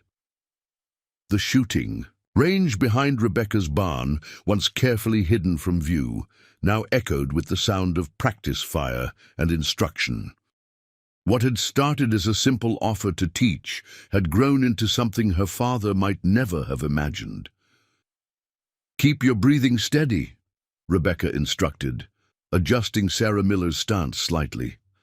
The banker's daughter, once concerned only with social calls and proper behavior, now stood with determined focus as she lined up her shot. "Remember what we discussed about timing your squeeze between heartbeats." The crack of Sarah's revolver was followed by the clear ring of a hit on the target. Around them, other students practiced at their own stations, a mix of ages and backgrounds that would have been unthinkable just weeks ago. Jimmy worked with a group of young deputies from neighboring towns, while Martinez supervised more advanced students at the long-range targets. "You know," Mrs. Davidson said from her seat in the shade, where she kept meticulous records of everyone's progress, "when I first suggested starting a proper shooting school, I never imagined it would draw students from 3 territories." Rebecca smiled, remembering the town council meeting where the idea had been proposed. "As I recall, you said Creek Valley needed to set an example of proper instruction in the shooting arts, though I'm not sure you expected quite so many women to apply." "Well," Mrs. Davidson sniffed, though her eyes twinkled, "I always say if something's worth doing, it's worth doing properly. And speaking of proper instruction, that marshal from Kansas City is back again." Rebecca nodded, having noticed the tall figure watching from near the barn. Marshal Daniel Hayes had been making regular visits, officially to check on the progress of cases linked to Judge Wilson's conspiracy. Unofficially, he'd shown considerable interest in Creek Valley's new approach to law enforcement training. "The territorial governor's very interested in your methods," Hayes said, approaching as Sarah moved to reload under Jimmy's supervision. "Particularly how you're combining traditional shooting instruction with ethical guidelines and community involvement. My father believed that teaching someone to shoot was also teaching them responsibility," Rebecca replied, checking the angle of the sun to adjust the next set of targets. "Every bullet carries moral weight," he'd say. "Best to understand that in practice, not just theory." A commotion at the ranch entrance drew their attention. A group of riders was approaching, led by a familiar figure in an expensive suit. Lucas Cole, temporarily released from custody to assist with ongoing investigations, had been true to his word about helping identify and reach out to other shooters pressured into working for Wilson's organization. "Miss Taylor," he called out, dismounting with the fluid grace of a professional. "Got 3 more who'd like to learn the right way, if you're willing to teach them." Rebecca studied the nervous young men behind him. She recognized their type, talented shooters who'd found themselves faced with hard choices and chosen wrong, not unlike Jimmy once had. Her father had always believed in second chances, in the power of skills turned to better purposes. "They'll need to understand this isn't just about improving their aim," she said, pitching her voice to carry to the newcomers. "We're building something here. A community of shooters who support each other, who use their talents to protect, not threaten." "Like the old circuit was supposed to be," Martinez added, walking up with his rifle slung over his shoulder, before greed and corruption took root. The afternoon sun cast long shadows as Rebecca led the new arrivals on a tour of the training grounds. What had once been a simple ranch was evolving into something unique, part school, part community center, part symbol of positive change.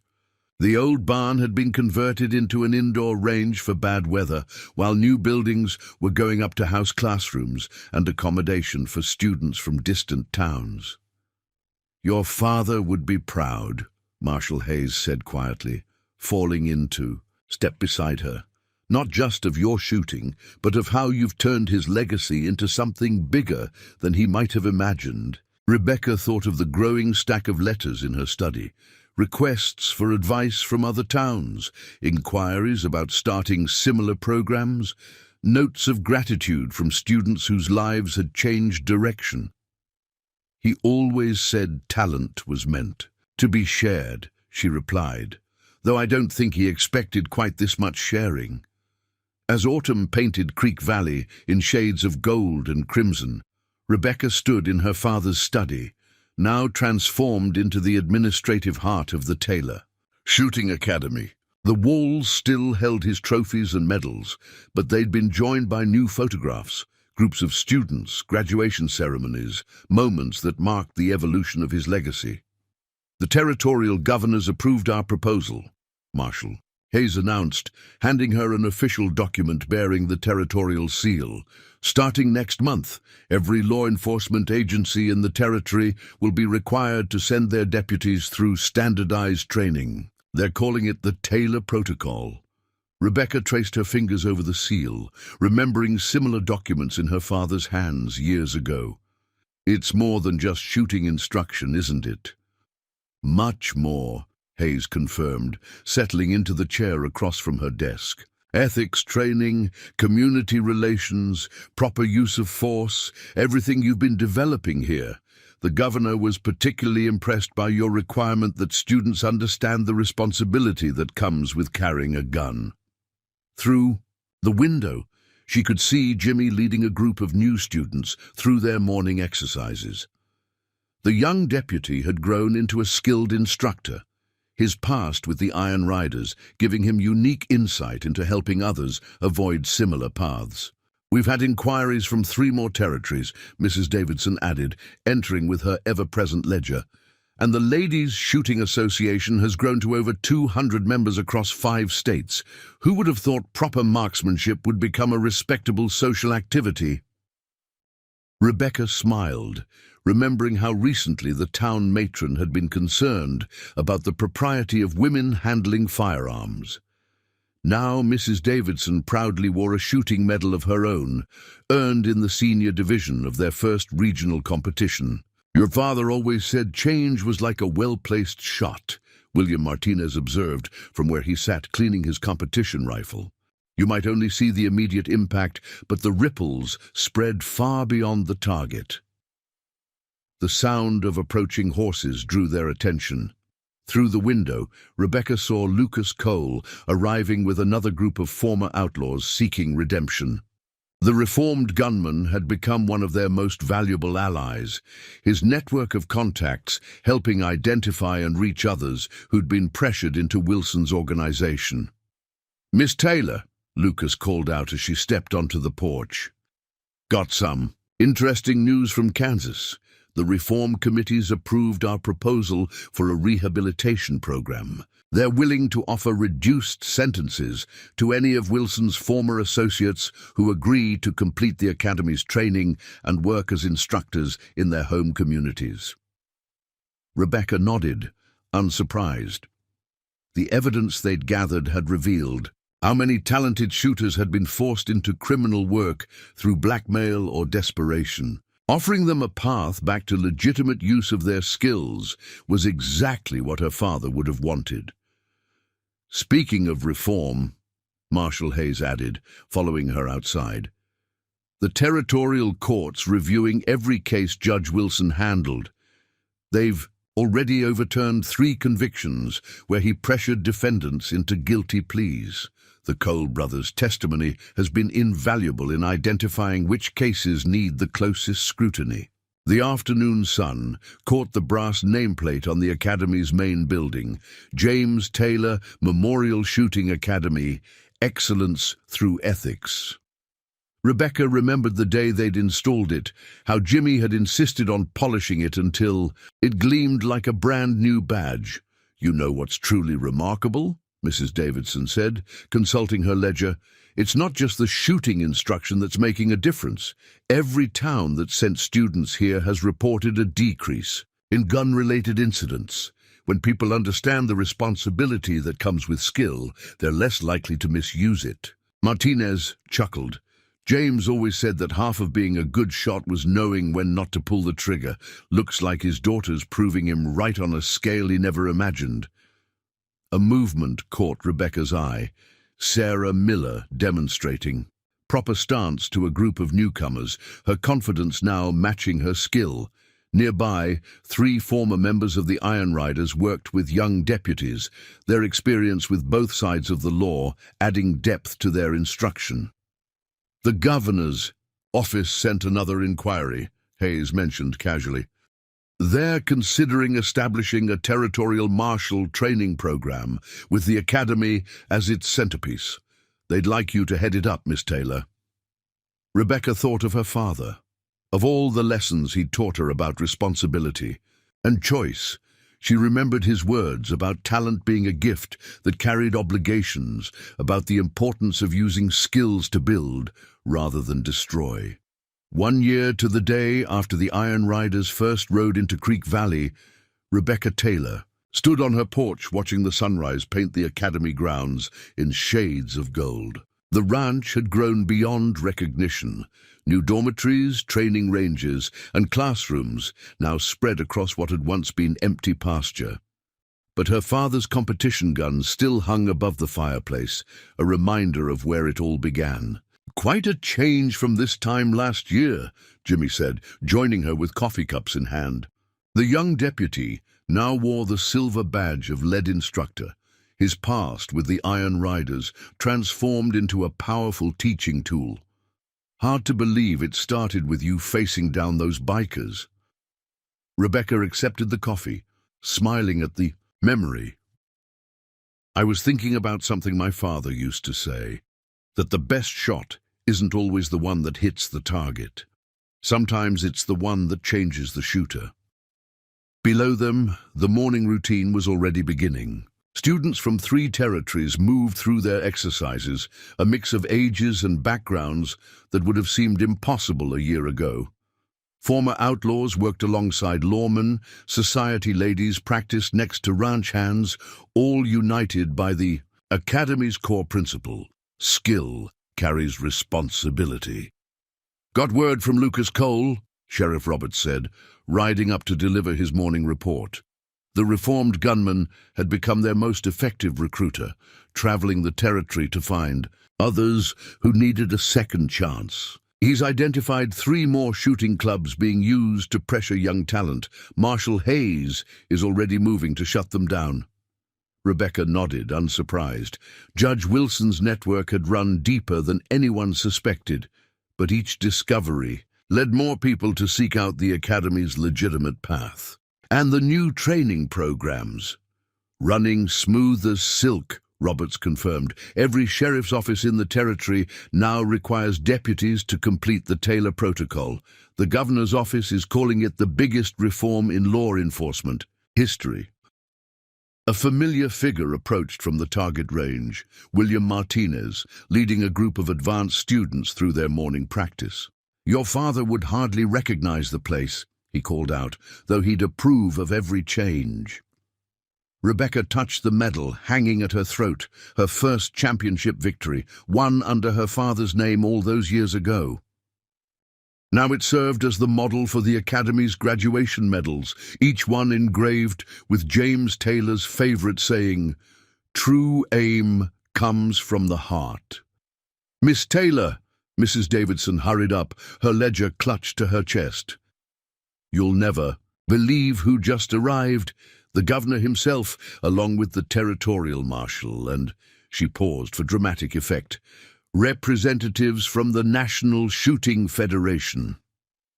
"They're here about the new competition circuit," Martinez explained, grinning. "Seems the Federation's finally ready to officially recognize women shooters. They want the Academy to host the first integrated championship next spring." Rebecca's mind flashed back to all those years competing under her father's name, hiding her talent behind his reputation. Now, young women rode in from across the country, openly pursuing their dreams of competing. Sarah Miller, the banker's daughter, who'd once cared only for social calls, had already qualified for the territorial finals. There's more, Jimmy added. The Cole brothers' appeal went through, based on their cooperation and the reform programs. Success! The judge is commuting their sentences. They'll be teaching full-time at the new academy branches. The sound of hoofbeats drew their attention. A young girl rode up, her horse lathered from hard riding. "Miss Taylor! Miss Taylor! Pa sent me to tell you we caught them, those rustlers who've been hitting the North Range. Just like you taught us. Tracked their pattern, predicted their moves, set up the ambush points, never even had to fire a shot." Rebecca smiled, remembering similar lessons with her own father. "Sometimes the best victory is the one that prevents violence," she quoted, seeing heads nod in recognition of James Taylor's wisdom. "You know," Marshall Hayes said, joining them on the porch, "when I first heard about the sharpshooting rancher's daughter who took down the Iron Riders, I expected to find a wild story that had grown in the telling. Instead, I found something far more remarkable, a legacy of responsibility being passed on to a new generation." Rebecca looked out over the academy grounds, where her father's dream of ethical shooting instruction had grown into something far beyond his imagining. Students practiced at the ranges, each shot accompanied by lessons about judgment and responsibility. The ladies' shooting club met in what had once been her barn, their proud badges gleaming in the morning sun. "A legacy isn't just what we inherit," she said, quoting her father one final time. "It's what we choose to build with it." As if to punctuate her words, a perfect series of shots rang out from the competition range. Sarah Miller stood there, lowering her gun with professional precision, as her target showed a tight grouping dead center. Around her, students old and young, male and female, lawman and reformed outlaw, nodded in appreciation of skill properly applied. The sun climbed higher over Creek Valley, where a young woman's steady hands had once milked cows at dawn and shot playing cards at dusk. Those same hands now helped others find their own path, turning hidden talents into open strengths, transforming secrets into shared wisdom. The champion's secret was a secret no longer, but its power to change lives had only grown stronger with the sharing. Up next, you've got two more standout stories right on your screen. If this one hit the mark, you won't want to pass these up. Just click and check them out. And don't forget to subscribe and turn on the notification bell so you don't miss any upload from us.